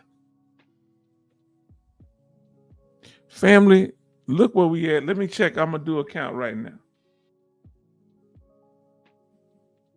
Right now, it said we got 1,993 subscribers. We need 7, according to this. I'm going to check to see if there's an update. Oh, we got one more. So correction. Correction.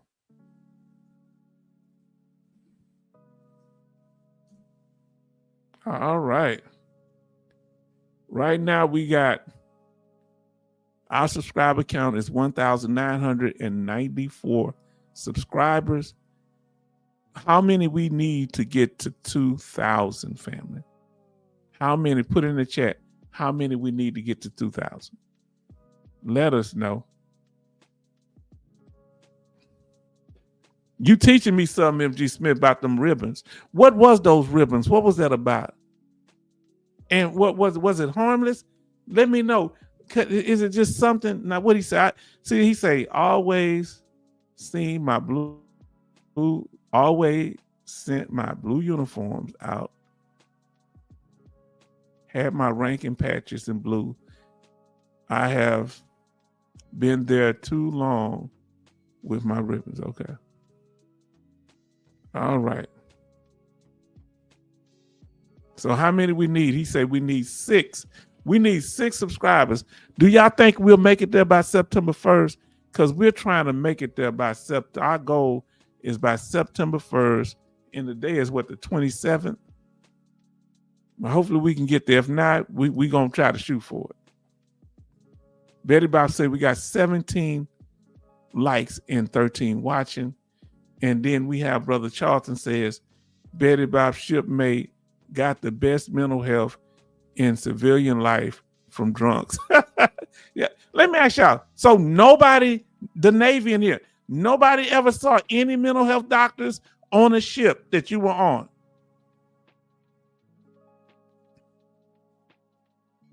Jay Oliver says, Kevin, now tell us, Kevin, what happened? You want to break the news to everybody? Break the news, Kevin. Tell them what's going on. Brother Kevin, how you want to do it? You want to do it here? You want to come up?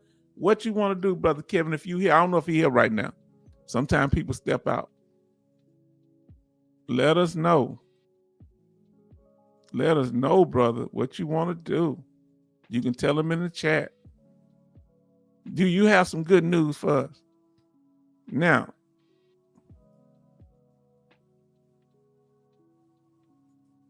but that's up to you. Smash that like button, family. If you haven't, you just come in here, you haven't had a chance, smash that like button. Share this with others. Please do so. And subscribe. For those of you that you have to be in the chat to chat. You can watch without being subscribed. But in order to chat, you have to be subscribed at least 5 days? That's to keep trolling down. They got to put some skin in the game. Now listen what Betty Bob say. H-Town, that therapist in Scotland command was a drunk and was creepy. I saw him one time. Yeah, so you talking about on the base. They had a drunk on the base and nobody got in trouble. Let's go. We're going to kind of go over some of the VA law. We're going to go in a little more detail. Let me see what we can do here. Come on, family. Just keep chatting away. H-Town, I'm minding my business. I hear you. I hear you. So, family, let's see what we got here. Let me see. I need to close that out.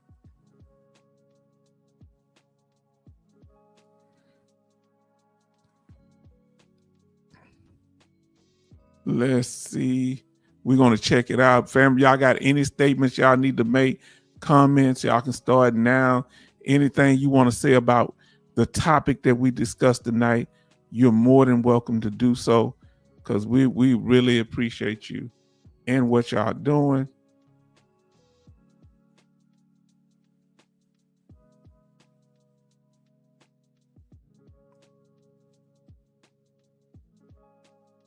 And I think tonight,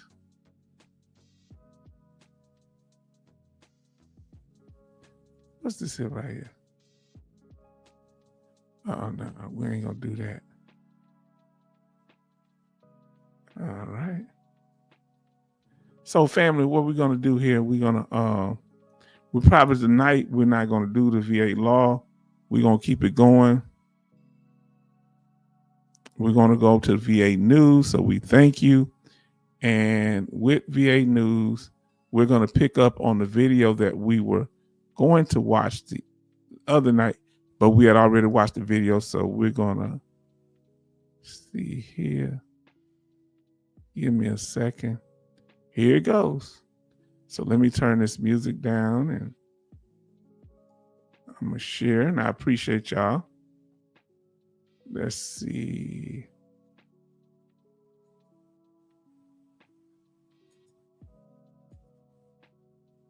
All right. Now, family, what we want you to know that this is, we're going to talk about veteran news, not fake news here. This is fair use, fair use. This is for educational purposes to inform veterans about issues and topics that affect them and us in particular, right? So we want to thank y'all for being here. We're going to turn the music off for now.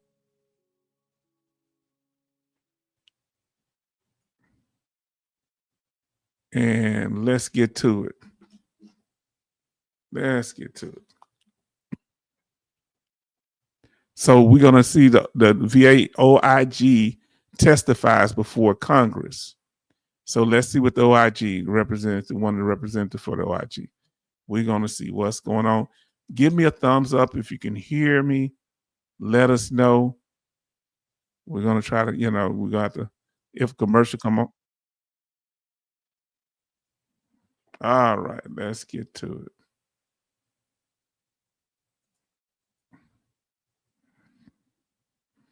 it. Let's see what we got. The volume down some. Let me know if you can.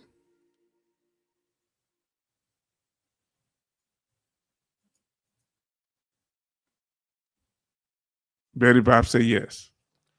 Chairwoman Kiggins, Ranking Member Ramirez, and members of the subcommittee, thank you for the opportunity to testify on the OIG's independent oversight of VHA's management of recruitment, relocation, and retention incentives.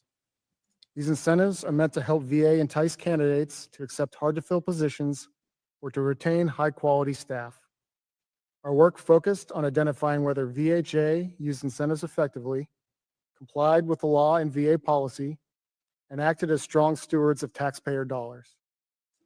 As the OIG has documented, VHA faces significant staffing shortages in key positions, also known as critical need occupations.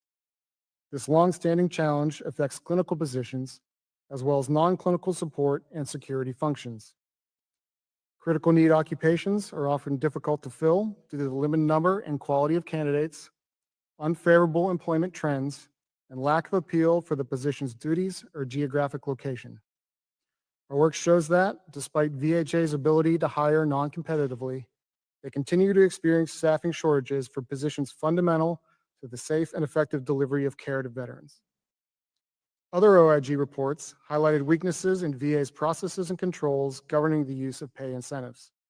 Our 2017 audit found that VA needed to improve controls over recruitment, relocation, and retention incentives to ensure they were strategically and prudently used. We also reported in May 2024 that VA awarded $10.8 million in critical skill incentives to nearly all VHA and VBA central office executives without required support, showing the employee possessed a high demand skill or skill that is at a shortage. Over 182 senior executives received payments averaging about $60,000 each. What you say? Thank you. We want to give special thanks to Betty Boss for breaking this news with us. They did what? At least $60,000 bonuses for VA and these executives. They're always giving themselves kickbacks. You wonder why you didn't get your rating that you were supposed to get. Why it took you so long to get your rating? Because it seemed like somebody was getting some of that back pay. That money coming from somewhere. Unauthorized bonuses, excuse me. They say fraud and abuse in VA bonus system. That's the title. So if it's fraud and abuse, tell me this here, riddle me this, Batman. Why ain't anybody in jail? Why this ain't breaking news on ABC, NBC? They still talking about what R. Kelly ate for breakfast yesterday. Come on now. If they say they got 60, you think that's where it stopped? That's what was on paper. Now they talk about veteran fraud, and that one veteran, he put the he had the car allowance. Boy, he misspent that money on that car modifying it, and they did the perp walk on him. They did the perp walk. They trotted him out. Where are all these executives? Where are their faces? Huh? Where are their mug shots? Why aren't they doing the perp walk? Perpetrator, that's what perp walk is. Come on, fam. This is something else. Subsequently, over 90% of those funds had been recouped. We close the recommendations for both. So they talking about most of it. What percentage been recouped? Let me see that again. We close the recommendations for both the 2017 Nah. each. Subsequently, over 90% of those funds had been recouped. So no matter whether you recruit, if you commit a crime, they sent Wesley Snipes to jail for back taxes even after he paid them. Excuse me? Oh, it's been recouped. So I go break in the bank, steal the money, then collect interest off of it, bring the money back and say, you know what? Here's the money back. Not all of them did it, but 90%. Now listen to what our brother says here. Brother Charlton says, H-Town, is that bonus for Raiders or VBA supervisors? They say higher level executives. They're not specific yet. This is my first time seeing it. They're still working. Yeah, well, yeah, but I haven't heard no firing yet. If whatever's important, he should be saying in this video when he's before Congress, right? So let's see. They just talking about they got the money back, huh? They don't get fired. They get transferred. You understand? If that, and they gonna steal the bonus money back some other way. We close the recommendations for both the 2017 and 2024 reports because VA provided sufficient evidence to show action had been taken to implement needed changes. However, the OIG continued to monitor VA's use of these important staffing tools.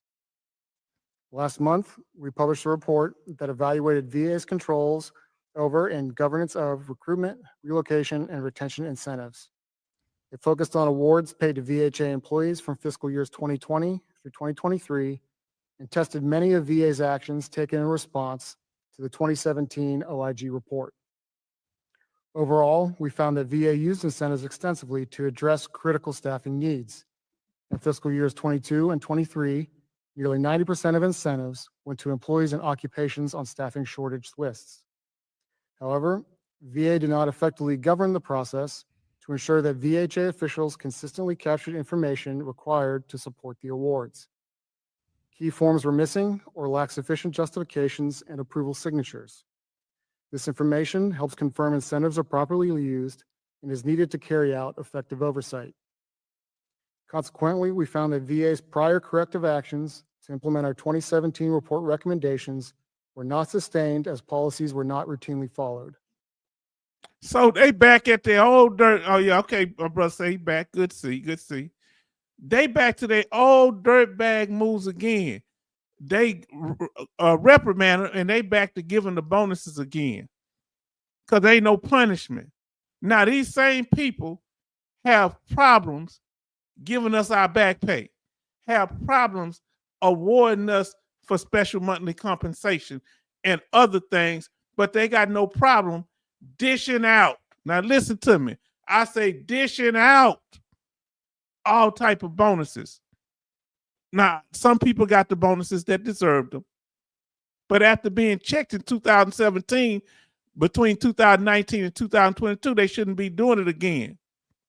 I told you the VA broke the rules. Did I lie to you or did I tell you the truth? Now, listen. Charlton Zimmerman say, working for the VA is a honeypot, not for veterans. Oh, God.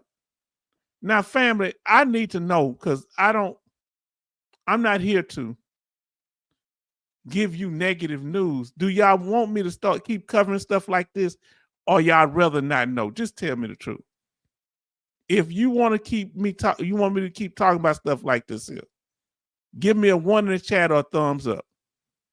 If you don't want me to keep talking about these type of topics because they may upset you and you may not want to talk about them maybe once a year or not when they break, give me a 2 in the chat or a thumbs down.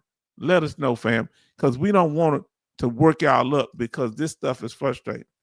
If you want to keep hearing about where your money going, you working like just hard getting lawyers. Now, Mr. D said yes. Jay Oliver say, shame the devil.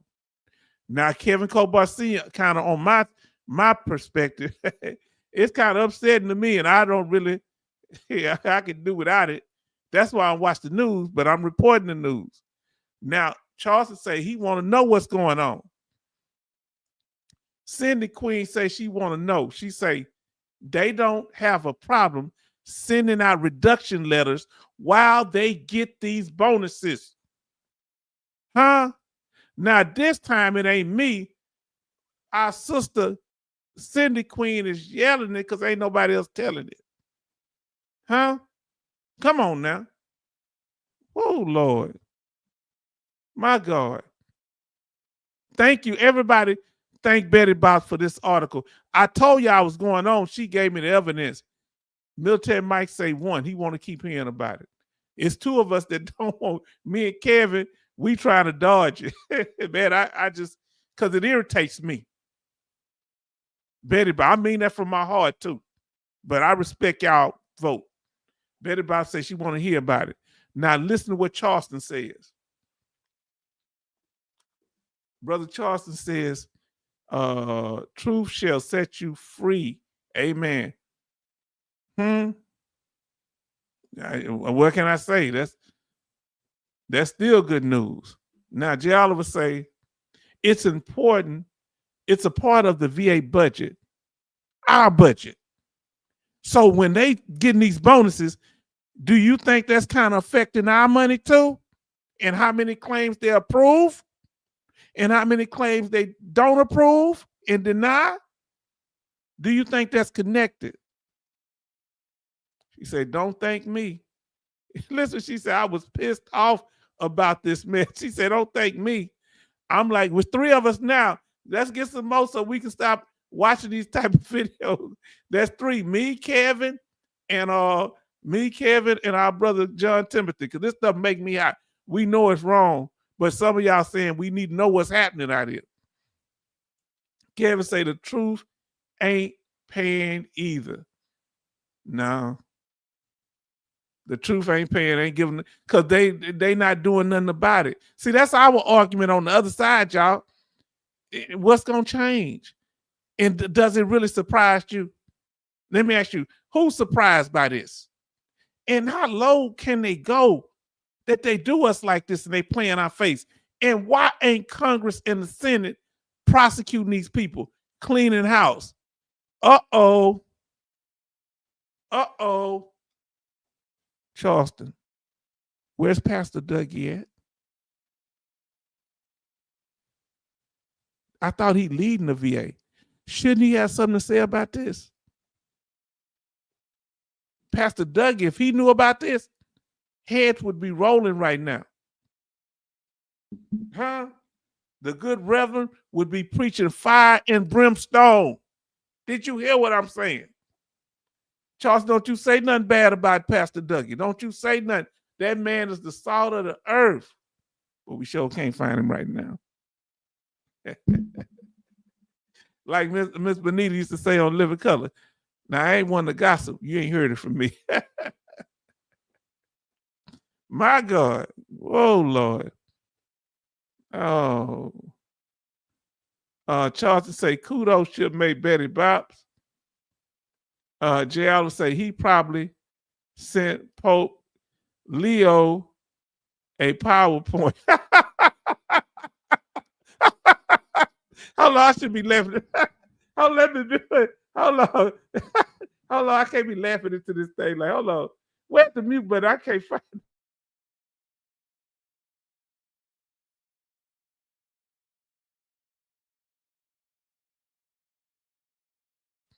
Now, J. Oliver, you ain't allowed to do that again, man, because you got me out of character, man. You can't do that, man. Come on, man. Why you can't be nice? Why you can't play nice? He never got to say, I want to report. You sending me PowerPoints.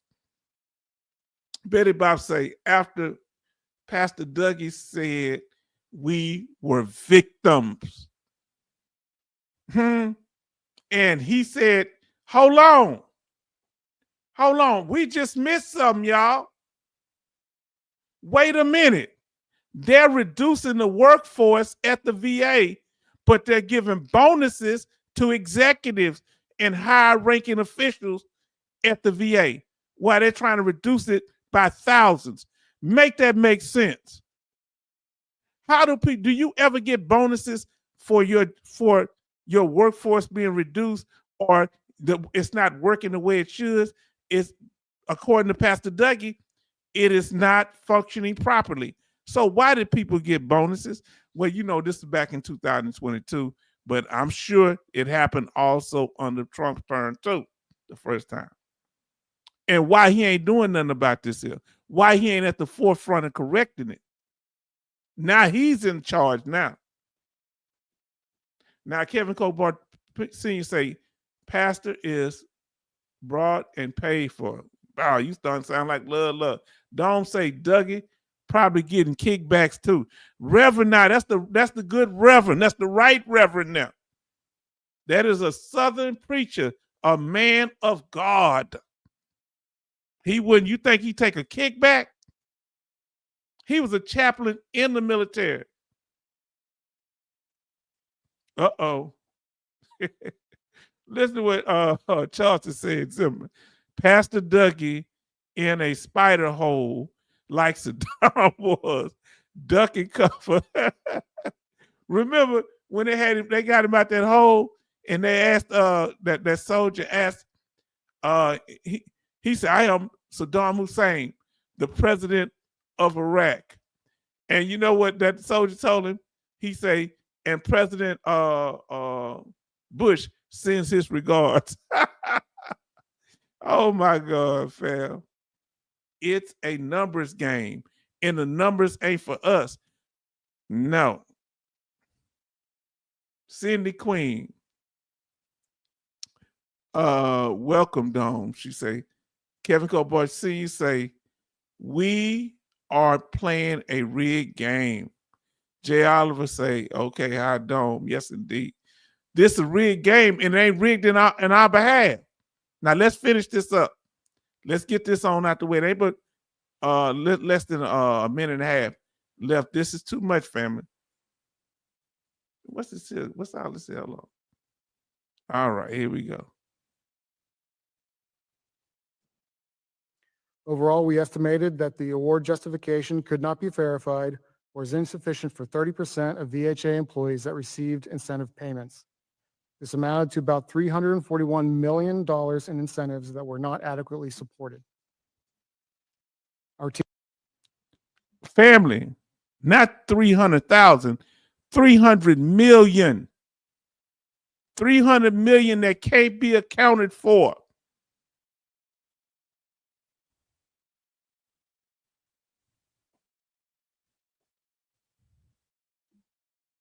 What they doing with the money? They just breaking it up on their own. Well, what about us?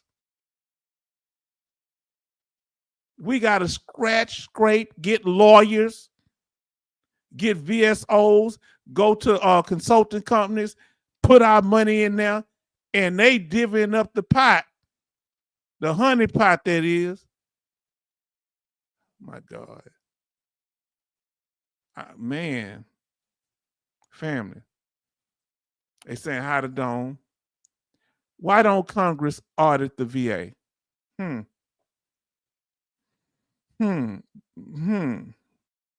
Why don't they? What is their incentive? Why did they look? Jay say Doge audit the government. They did. Kind of wish do you kind of wish Elon Musk was there right now? Because he was getting to them funds. Now listen, Mr. D say they think $400 billion budget.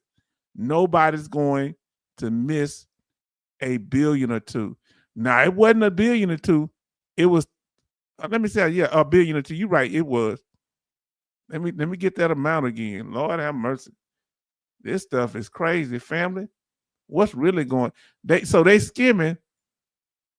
We got 19. We got 19 watching and 19 likes. Thank y'all, family. Kevin say, if we talk about saving government money right now, yeah, that's kind of contradiction. Now, Charleston say, evening, Dawn, welcome to H-Town Star Magazine show. Boy, you out of control. You out of control. They give me a hard time over here, man. Now let's see, family. This ain't but a 5-minute video. We got 1 minute left, and it's just been wearing us out. Team also found 28 VHA employees who received retention incentive payments long after their award period had expired. These individuals.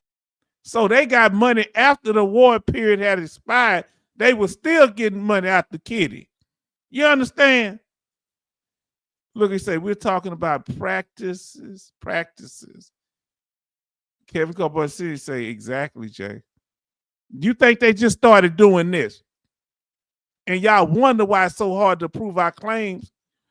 Who's guarding the hen house? Individuals were improperly paid for an additional 8 years on average, totaling about $4.6 million.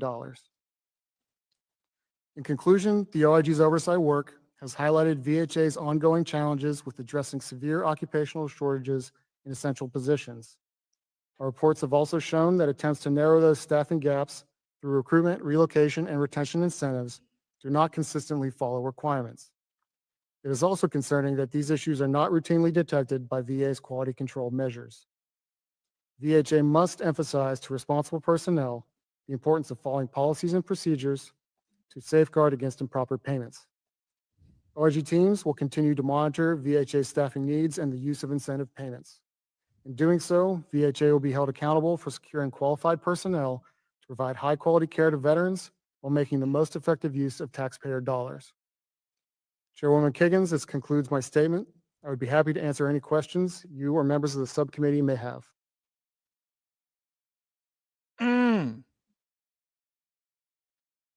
We got to get that. I had to be a part 2 on that. Now, Kevin say this is a corrupt system, checks and balances, right? Man, what's going on, family? What's really going on? Who's in charge over there at the VA? So, in the words of DMX, somebody let me know.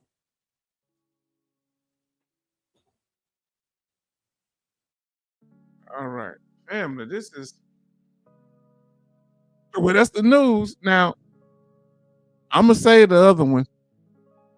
That was heavy enough. We need to really, soak that one in. Wow. What y'all think, family? Let us know.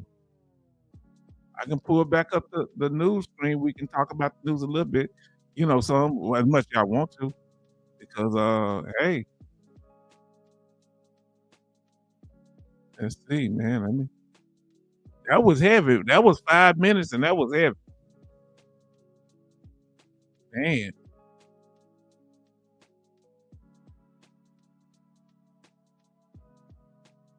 Man, what's really going on, fam? Let's talk about that news. Now listen to what our brothers say here. This really hits me, man, because I know how much energy y'all put in to getting your claims approved. Gary Walker say, very concerning. So if I understand, the fraud is them, not us.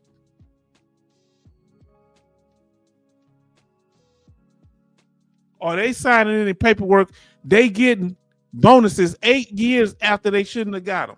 For 8 years after they shouldn't have got them.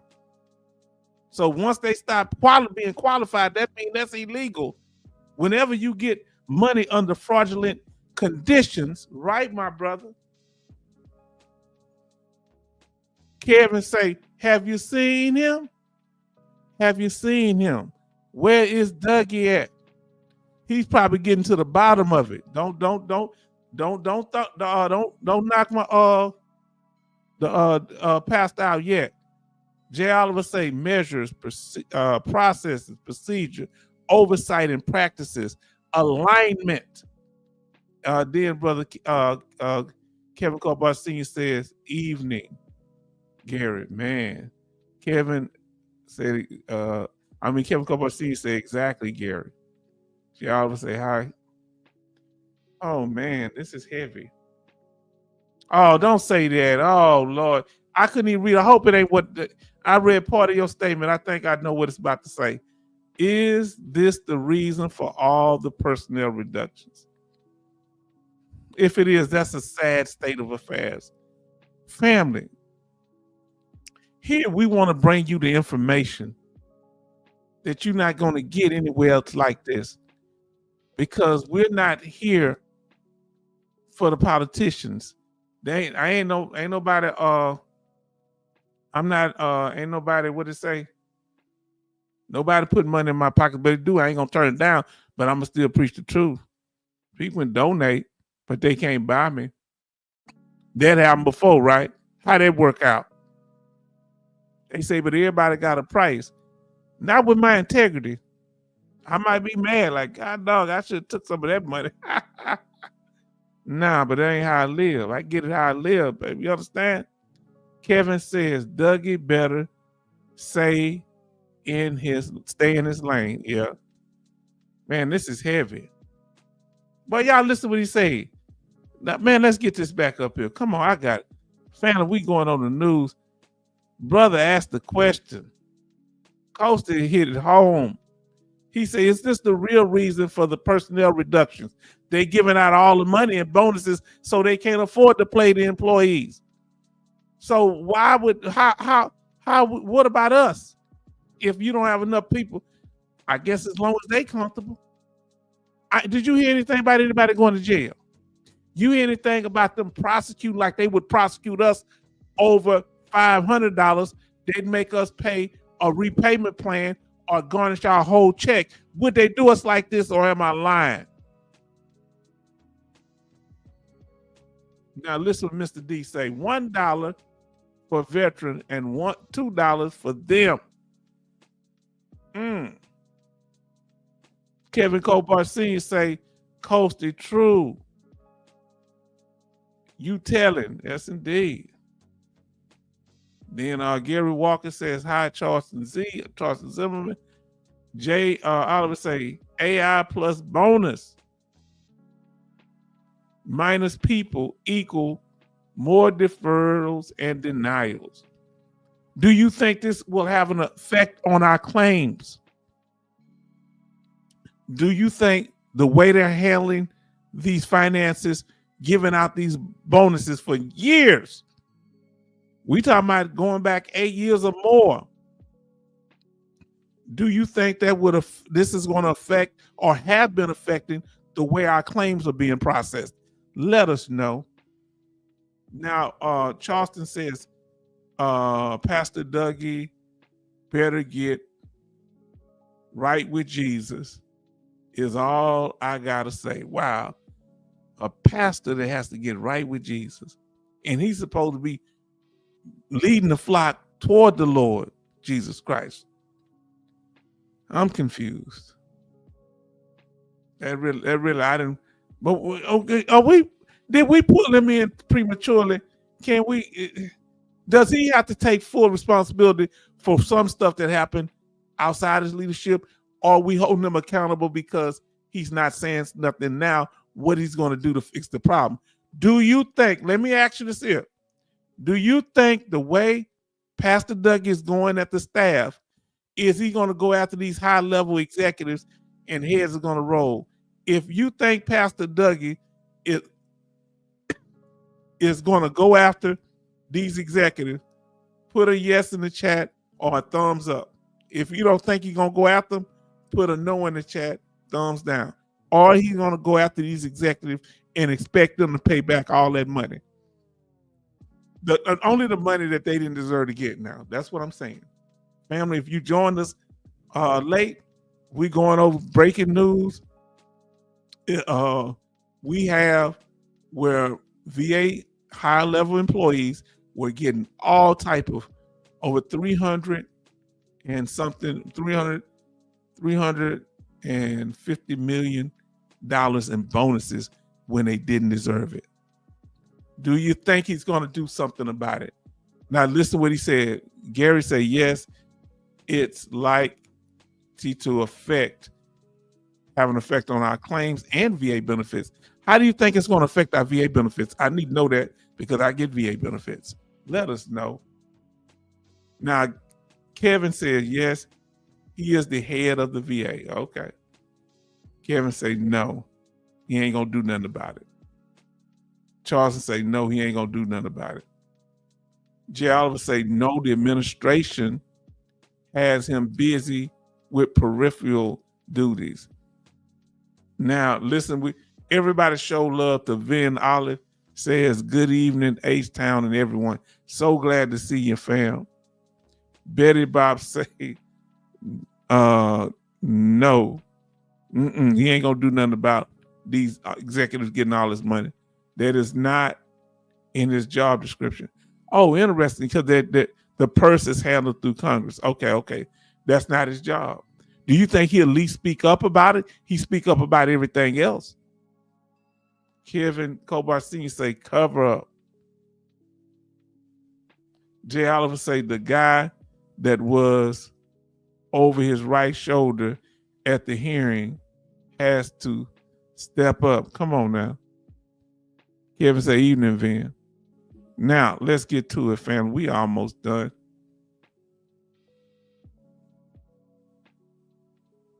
Let me see.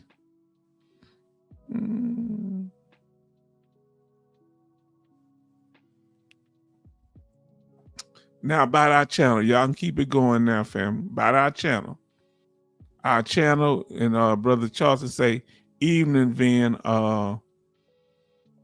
Okay. About our channel. We're interactive, informative, respectful, protective, troll-free, and transparent. And we work hard to stay that way. That's our mission and vision. And we put out quality product. And family, when we're doing it, we put out the best quality slides, information, making sure it's solid. You understand? And we're here to protect the brand. Let me know, family, if you're going to help me to protect the brand of the H-Town Vet, because it ain't me. This thing is bigger than Nino Brown. If you watch New Jack City, you know what I'm talking about. Or y'all, who's willing to help me? Let me ask you this here. I ain't gonna ask. I don't want to call nobody out. No, I won't call nobody out. What can you, if you got any ideas on what can be done, what can you do? What can we do to protect the brand? Give me some ideas. The H-Town, we trying to build, and as we get toward 2000, we're gonna have some haters. We can ignore some things. A lot of stuff we ignore, but some things we're gonna have to deal with. What can we do to protect the channel brand? Huh? Y'all said I can't be caught on OnlyFans with one of them lonely fans models in her early 60s. Oh boy, they say some of them women charge a lot of money, so I can't afford the young ones. Gary Walker say the Secretary of the Department VA. Let me say this again.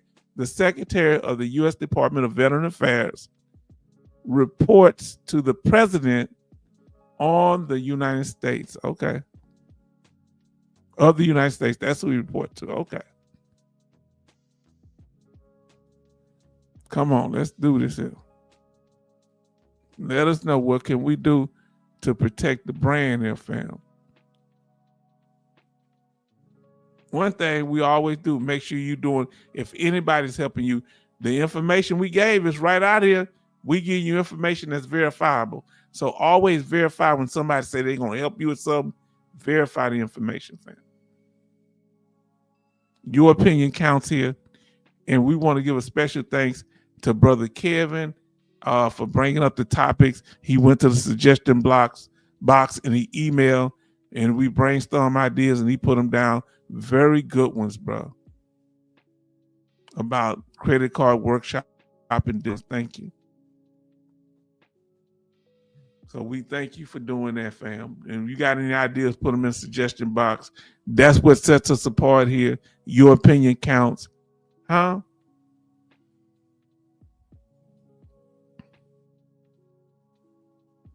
Now we at the end of it. Join the conversation. Any comments, stay.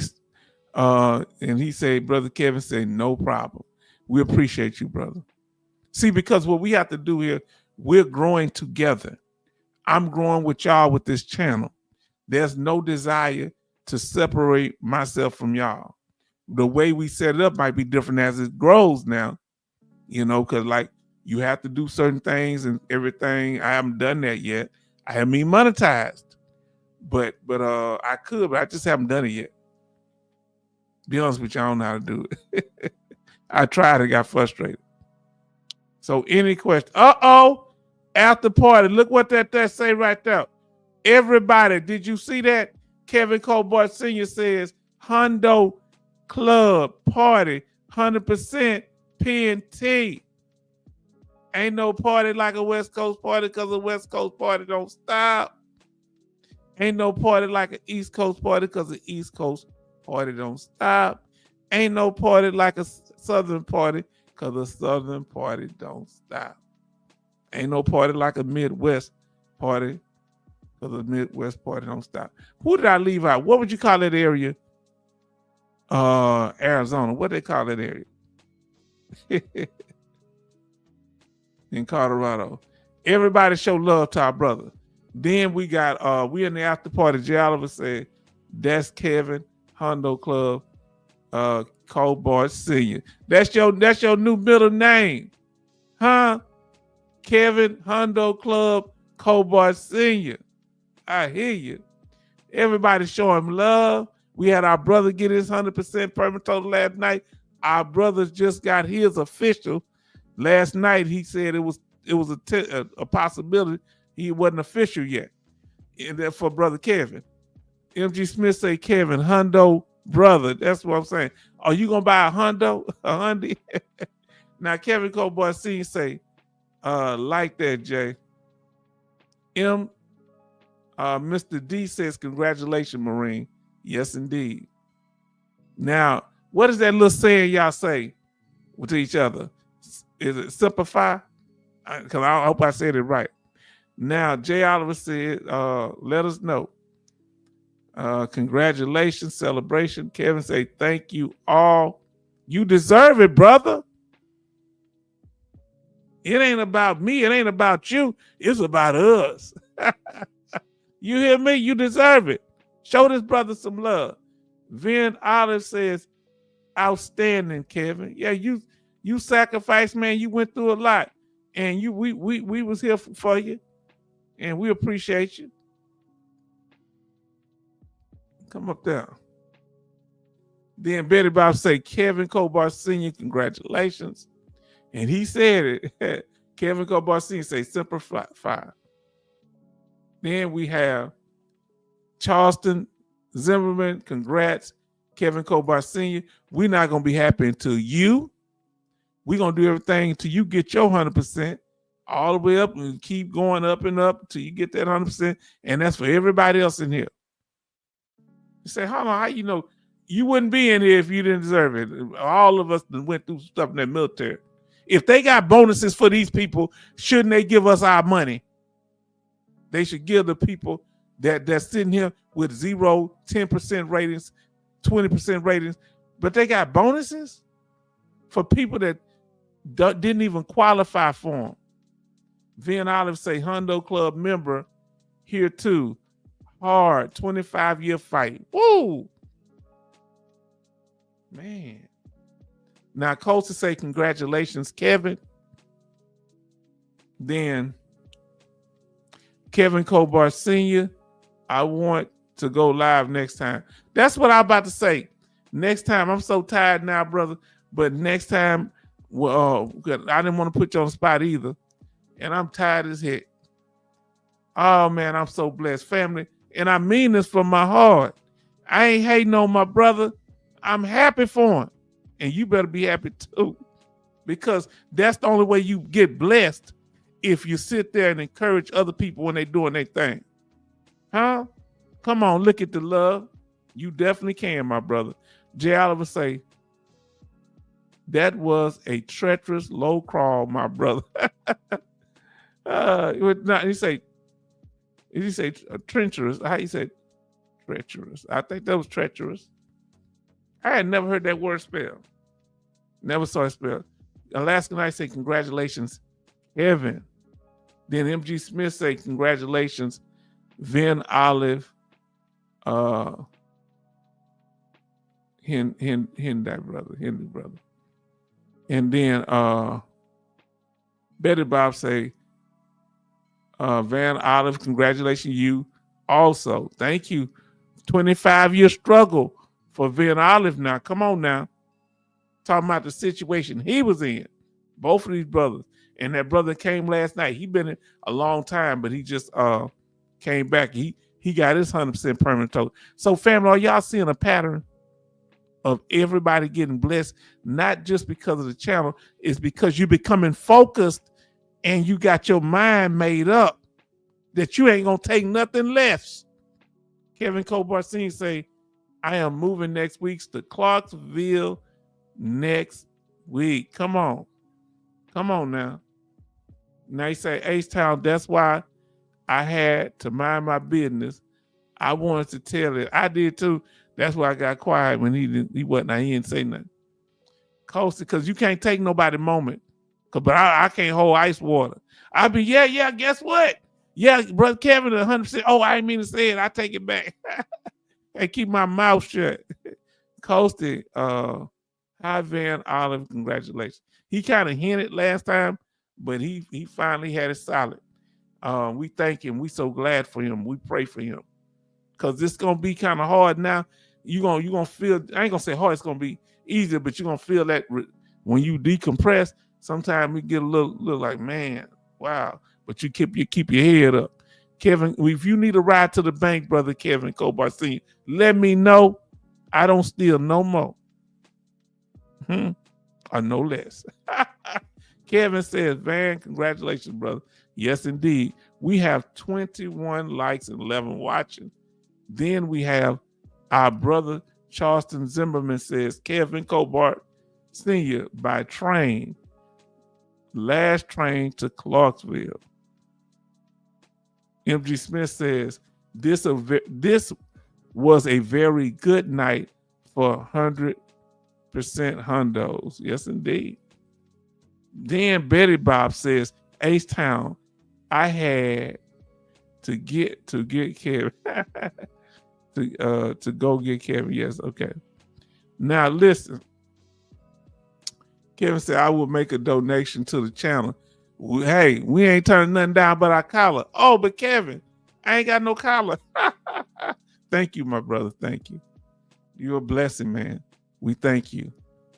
And we're going to put it in, we're going to use it properly. You see what we've been doing, keeping all this stuff, keeping the lights on. You see that? All that stuff got button back. I got the little light on my face.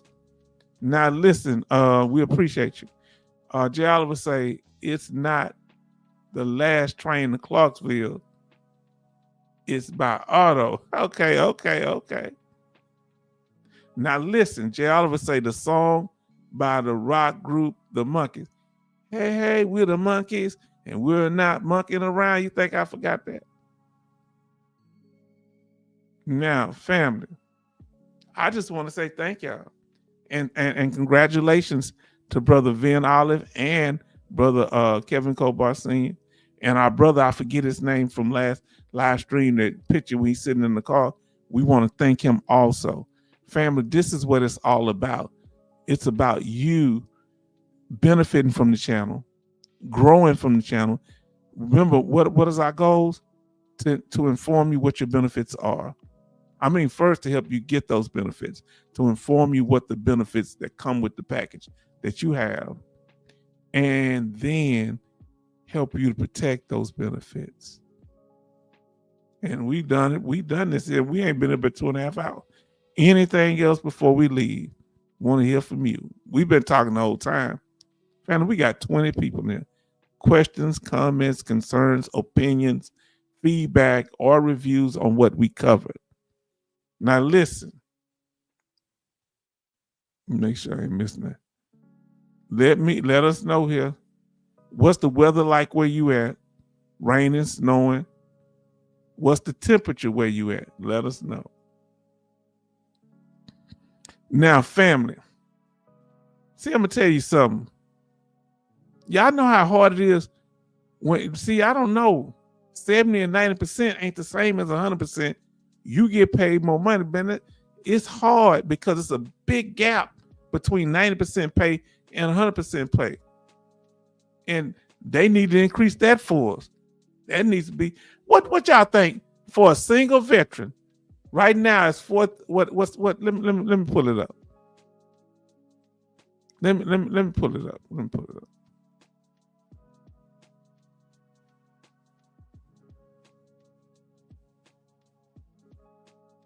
Right now, for a single veteran that's 100%, they get paid $3,831.30. How much you think that should be, family? And they should raise all the rest of them 10%, all the way up to 90. Thank y'all for letting me know what's going on. Now let's see what our brothers say here. What should we get paid every month? And it should be more for the ones with dependents, of course. Now, let's see. It's $1,800. $3,400 and about $3,831, I think it is, right now. Now, Gary say Hundo Club is terrible and validating.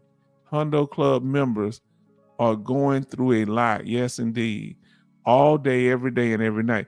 That's what I said. You know, you get the good stuff, but it's rough because we didn't get this for no reason. You know, we have a lot of stuff going on in our lives. How much y'all think we should get every month? Our brother said we should get, JR would say $5,000 a month, tax-free. $5,000 base price for just a single vet. I think that's fair. I think that's kind of what I was thinking.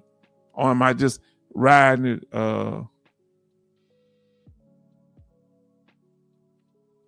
Let me see what we say here. Do a lot all day, every night. Okay, yeah. Now listen, MG Smith says, I'm the closest to Clarksville. If anybody gives him a ride to the bank, I'll volunteer. I'm back. I ain't gonna say nothing. I'm quiet. He say, do I make an appointment to get my ID? Yes. Or you need to call up there and see what the requirements are for you to get your ID. It depends on the base. I always like going up there, have your birth certificate and everything with you. And once you get your ID card, you can take whoever else in your family if you choose to give them one too. You know, it's up to you. But you need to get yours straight first. Now, Betty Bob's 22 likes and 16 watching. Find out what the requirements, the closest one to your area. Make sure you have that award letter. Huh? Kevin Cope, and you make sure that they put permanent on there. You hear me? Kevin Cope, see you say, okay, MG Smith. Betty Bob says, oh, MG Smith and just cut me out of the game. I was going to drive all the way down here from South Texas. You understand? He just to cut me out the hustle, man. Now, Betty Bob says, 22 likes and 16 watching. Family, y'all been coming in here. We appreciate you. Now, Charleston say it's 79 degrees in Pennsylvania, still humid. Now, Betty Bob says 85 degrees off and raining. Right now here in my area, it is 84 degrees. It just went from 85 to 84 degrees. And it's not rain. It's been kind of raining off and on. Now, Kevin Kobar Sr. says it should be at least 4,500 for a single veteran. And with dependents, it should go up from there. Now listen to what Cindy Queen said. I agree with you, Mr. H-Town. We need a raise. Somebody recommended a raise. I didn't go over that tonight. Hold on. Let me see if I got that. God dog, I forgot to cover that. Let me see, can I find it?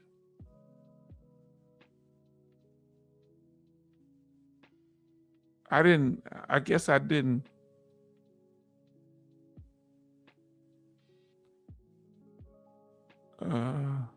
Yeah, I got it right here.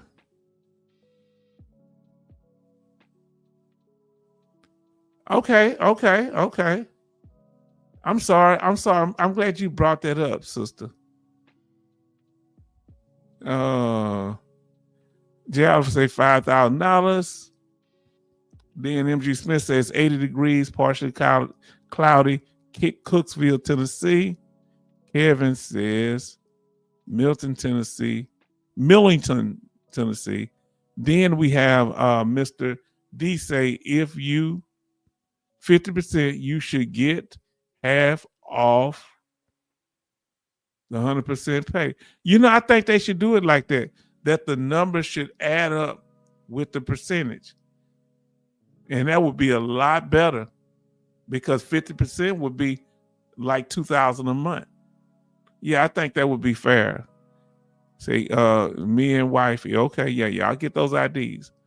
Now, and you got to get that Champ VA for her and Chapter 35. Cindy Queen, up to how you want to do in your family. I ain't trying to run your family. Say 60 degrees and lots of sunshine here in California. Ain't none of us talking about 60 degrees. We know she living good. Kevin Kobar-Senior say 90 degrees here in Memphis. Then we have Charleston Zimmerman says, Kevin, make a MAC flight to Hawaii for you and your wife. She will be able to go with you. I don't know about dependents.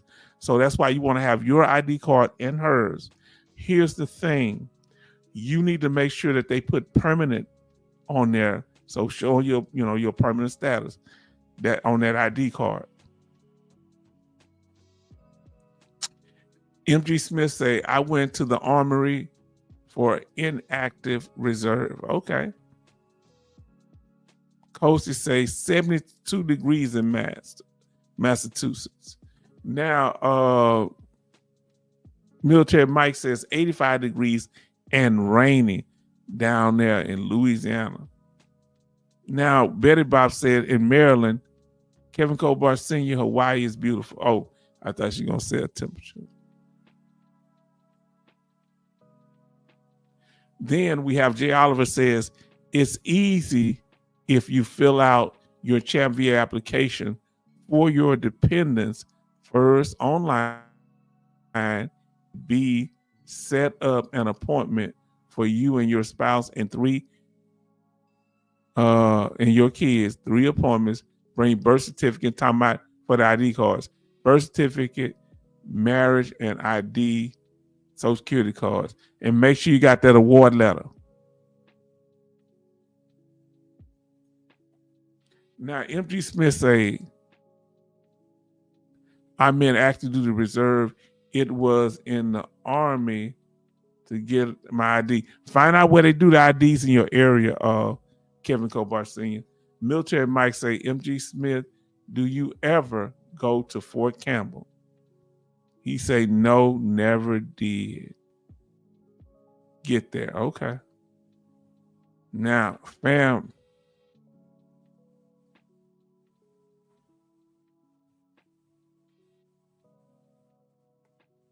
So, fam, we've covered it and we thank you. And we went into it. And, I really enjoyed this thumbnail because I wanted to do something different. I want to have it, and I think that's at the point. That's an actual military photo. Of some dated military vehicles. You can see in the corner to the left, and you see somebody standing behind the vehicle. They don't know they become famous. He said it was Fort Campbell in Kentucky military Mike. He say is Fort Campbell in Kentucky military Mike. He say me and my military Mike say me and my wife got our IDs at Fort Johnson. Can they go at the same time and get them? Let me know that. That's what I want to know, military Mike. Can the spouse go at the same time and get the military ID? Fam, we're going to pull this up because I thank Cindy Queen for bringing up about raises, because after I brought it up, that's what I'm supposed to do. He said, yes, it is MG Smith. He said to military Mike.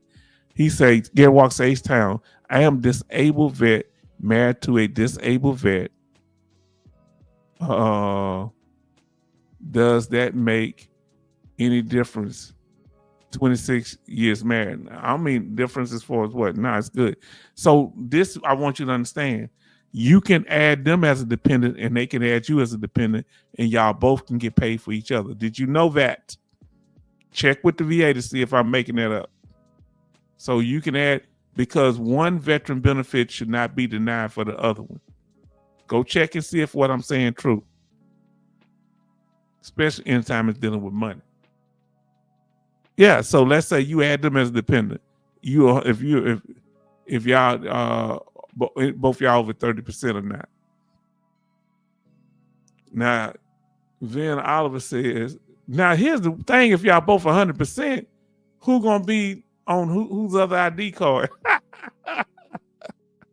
That's wild. She gonna have you on Child VA, and you better take it. Now that's a blessing. Now, Gary, if she's 100, let me see. You say y'all both disabled. If y'all both get 100%,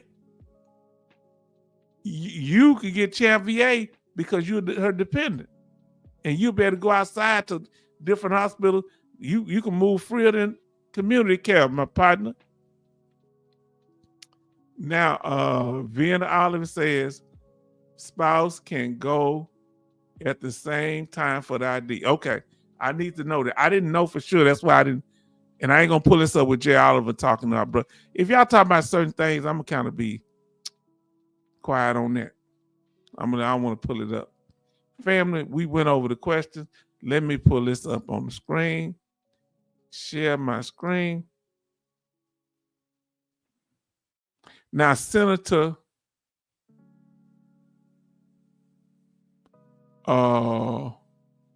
Moran and Blumenthal introduced a bill. Come on, family, let's talk about it. So here's the bill, family. Are you listening to me? Senator Moran and Blumenthal introduced bill to deliver cost of living increase for veterans.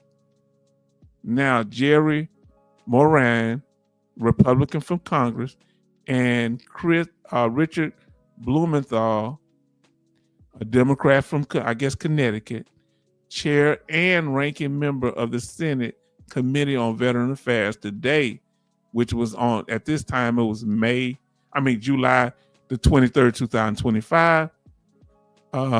Today introduced legislation to make, let me get this up here where I can see it bigger than that. It ain't no bigger, so I'm gonna minimize.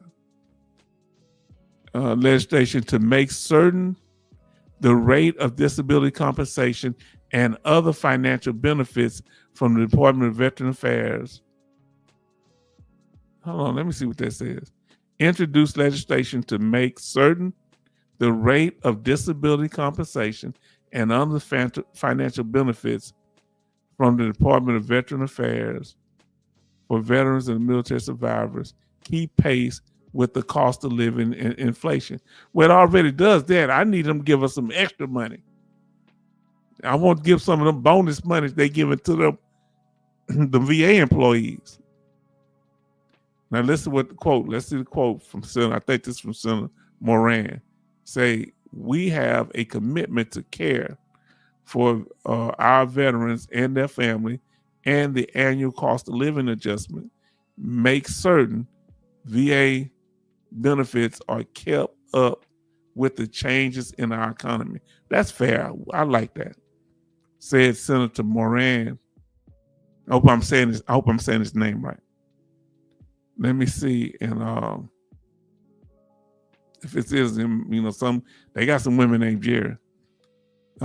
These adjustments will help VA better support veterans living with a disability, their dependents, and survivors by keeping pace with inflation and Social Security benefits increase in providing veterans and their families the financial stability they deserve. Now, I don't know if this is any different from Social Security. Tell me if this is different. Am I missing something? Now, let's listen to Senator Blumenthal. He says veterans deserve a fair shake amid the rising cost of housing and inflation. I think they need to do a cost of living increase for us. This is H-Town talking twice a year, huh? I said, Senator Blumenthal, I'm proud to join Chairman Moran to introduce this legislation that will make sure veterans and their families' VA benefits are keeping pace with these costs. It's what we promise veterans and what they earn. I like that. He a veteran too. He talking the real talk. I get on him because I think he's. Let me see.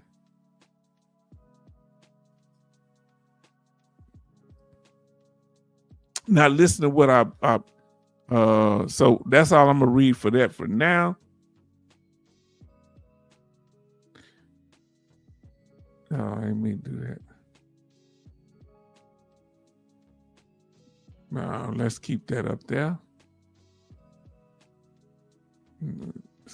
Now, Betty Bob says that H-Town, that is true. We both claim each other and get spouse pay. Did you hear me? I remember I put that in the video, but I forgot. Sometimes my brain be draining. Isn't that a weird statement? Betty Bob say 21 likes, 21 watching. We love you. Now listen to this. Military Mike say, absolutely yes. We bought our marriage license, VA award letter, and my official retirement orders. Come on now. Man, it's good to have somebody by your side, man. Somebody you can walk down the middle of the road with. You understand? Charleston says, but H-Town thought Congress on vacation, out of session. They doing things. Maybe they doing it online from home. Family, we at 2 hours and 43 minutes. We're gonna get ready to close it out. So let's say our final goodbyes to everyone. Let's say good night.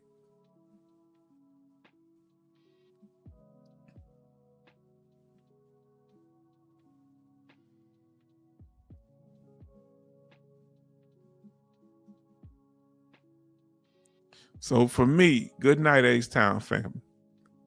Good night. So family, let's say good night to each other because we got 21 in here. We got 24. We're getting ready to say good night. So hopefully y'all can stay long enough to say good night to the family here. We really appreciate y'all. We thank you for joining us. We covered the topic for tonight, and we really appreciate you. And we're going to continue to bring you the quality information that you need, that we all need. I need this. Now listen to what Sister Cindy Queen said. This is the hardest part of this show, Mr. H-Town, sir. Yes, indeed. It's hard for me too. But when we do it, I'm able to have more quality stuff, and we're going to keep coming back, and hopefully we can have more nights. I just been really busy, family, cutting that yard and doing all kind of stuff, trying to clean that garage up, taking care of my family. Charleston say, good night, family, keep cool. They got to deal with me at the house. They here too. So I know I run them crazy sometimes. I be up all, in the mornings and different things. Betty Bob say, good night, Charleston Zimmerman and family. Can't wait to see you all again. Good night, Cindy Queen. Family, y'all are doing this thing. Coasty said, good night, family. Come on now. John Timothy say, good night. Listen to what Betty Bob says. Ace Town, good night. Have a beautiful week. Want you to do the same. I want you to do the same, my sister. Alaska Night say, good night. Yes, indeed. I'm going to get some sleep. I ain't never put my thumb in my mouth. I never been one of those kids. But I used to bite my fingernails. Do it every once in a while now, but I don't bite them like that no more. MG Smith say, Ace Town, good night, and family. Betty Bob say, good night, Alaskan Ice. And we want to give special thanks to Bionic Woman. She's not here. I'm shouting her out. I want to give thanks to Dogface Soldier, Junior, even Glock. I miss him. Very some authentic people helping us. Junior, Jordan 11 Bravo. I know y'all out there, family, but letting you know we got love for you here. You understand what I'm saying? Madre, he just shows up. He be donating all kind of money. We don't see him, but he still donate. Cindy Queen, because some people busy. They got a life. Mr. H Town, sir, it's almost time for the red velvet cake. Oh, Lord. I love that, too. This older lady named Miss Homestead, my grandmother's friend, make me my birthday cake, and I thank God for her. I'm sure she passed now. And she make me a 3-layer cake with pecans on it. This woman could cook cakes. And let me tell you, because my grandmother was not as good at cakes as her mother, which was my great-grandmother. And both of them was in my life. My great-grandmother lived till she was 95. My grandmother lived at 86, I want to say. And but certain people could cook cakes. She could tell the difference because her mom let her know. That cake ain't just this, but I never could tell the difference. Her cakes was wonderful to me. But my grandmother could cook better pies than her mother when it comes to sweet potato. Or just as good. I ain't gonna say better. I can't say better. But she preferred, I say better because she preferred her daughter's pies, which was my grandmother. She preferred, she said, nah, you go ahead and cook that, Carter. She always tried to compete with her mom. And when my great grandmother told her, you don't have enough vanilla extract in this cake, my grandmother head went down like that. I said, oh, she act like she's a little child. She's, my grandmother. Now listen, Gary Walker said, another great job, H-Town. This is a comfortable, healthy space. Good night, everyone. Come on now. Now let's see what Jay Oliver bringing it home with. Say good night, veteran family, and congratulations to our nearly awarded veterans. Continue strength and focus to those dug in on the mission to PNT. For all of you that don't have it yet, we pushing for you too. Y'all see how we changing lives and each other's lives. Betty Bob say good night. KC, Kevin Cobarcine, congratulations again. Now, and Military Mike say my birthday is August the 7th. And when August get here, we're going to be asking y'all who have birthday in August. We're going to do that every month. Mine ain't until September. Now, did I have to drop that? Was that necessary? Then I'll say, great live as usual. Good night, H-Town and everyone. I feel like I was a little sluggish tonight. Say, sorry, Military Mike. No cake for you. Oh, I shouldn't be messing. Hold on. Let me be quiet. Hold on. Don't start no trouble. He said, I understand. Oh, Lord, I'm clicking. I didn't mean to click that. Oh, I'm starting mess up in there. Family, we want to thank you For those that didn't get to watch the whole broadcast, we want y'all to have a wonderful night. We're starting to have 17 to 24 people it got up to. I remember when we started out with the president election, we had over 35 people up here at one time. So family, we are enjoying ourselves by bringing quality and respect to each other. Okay? So until next time, we're going to see you on if the how the old folks used to say, if God willing and the creek don't rise, we're going to see y'all on Thursday, 6 p.m. Central Time. So family, we want to thank you for joining us, being here, being supportive. Until next time, good night.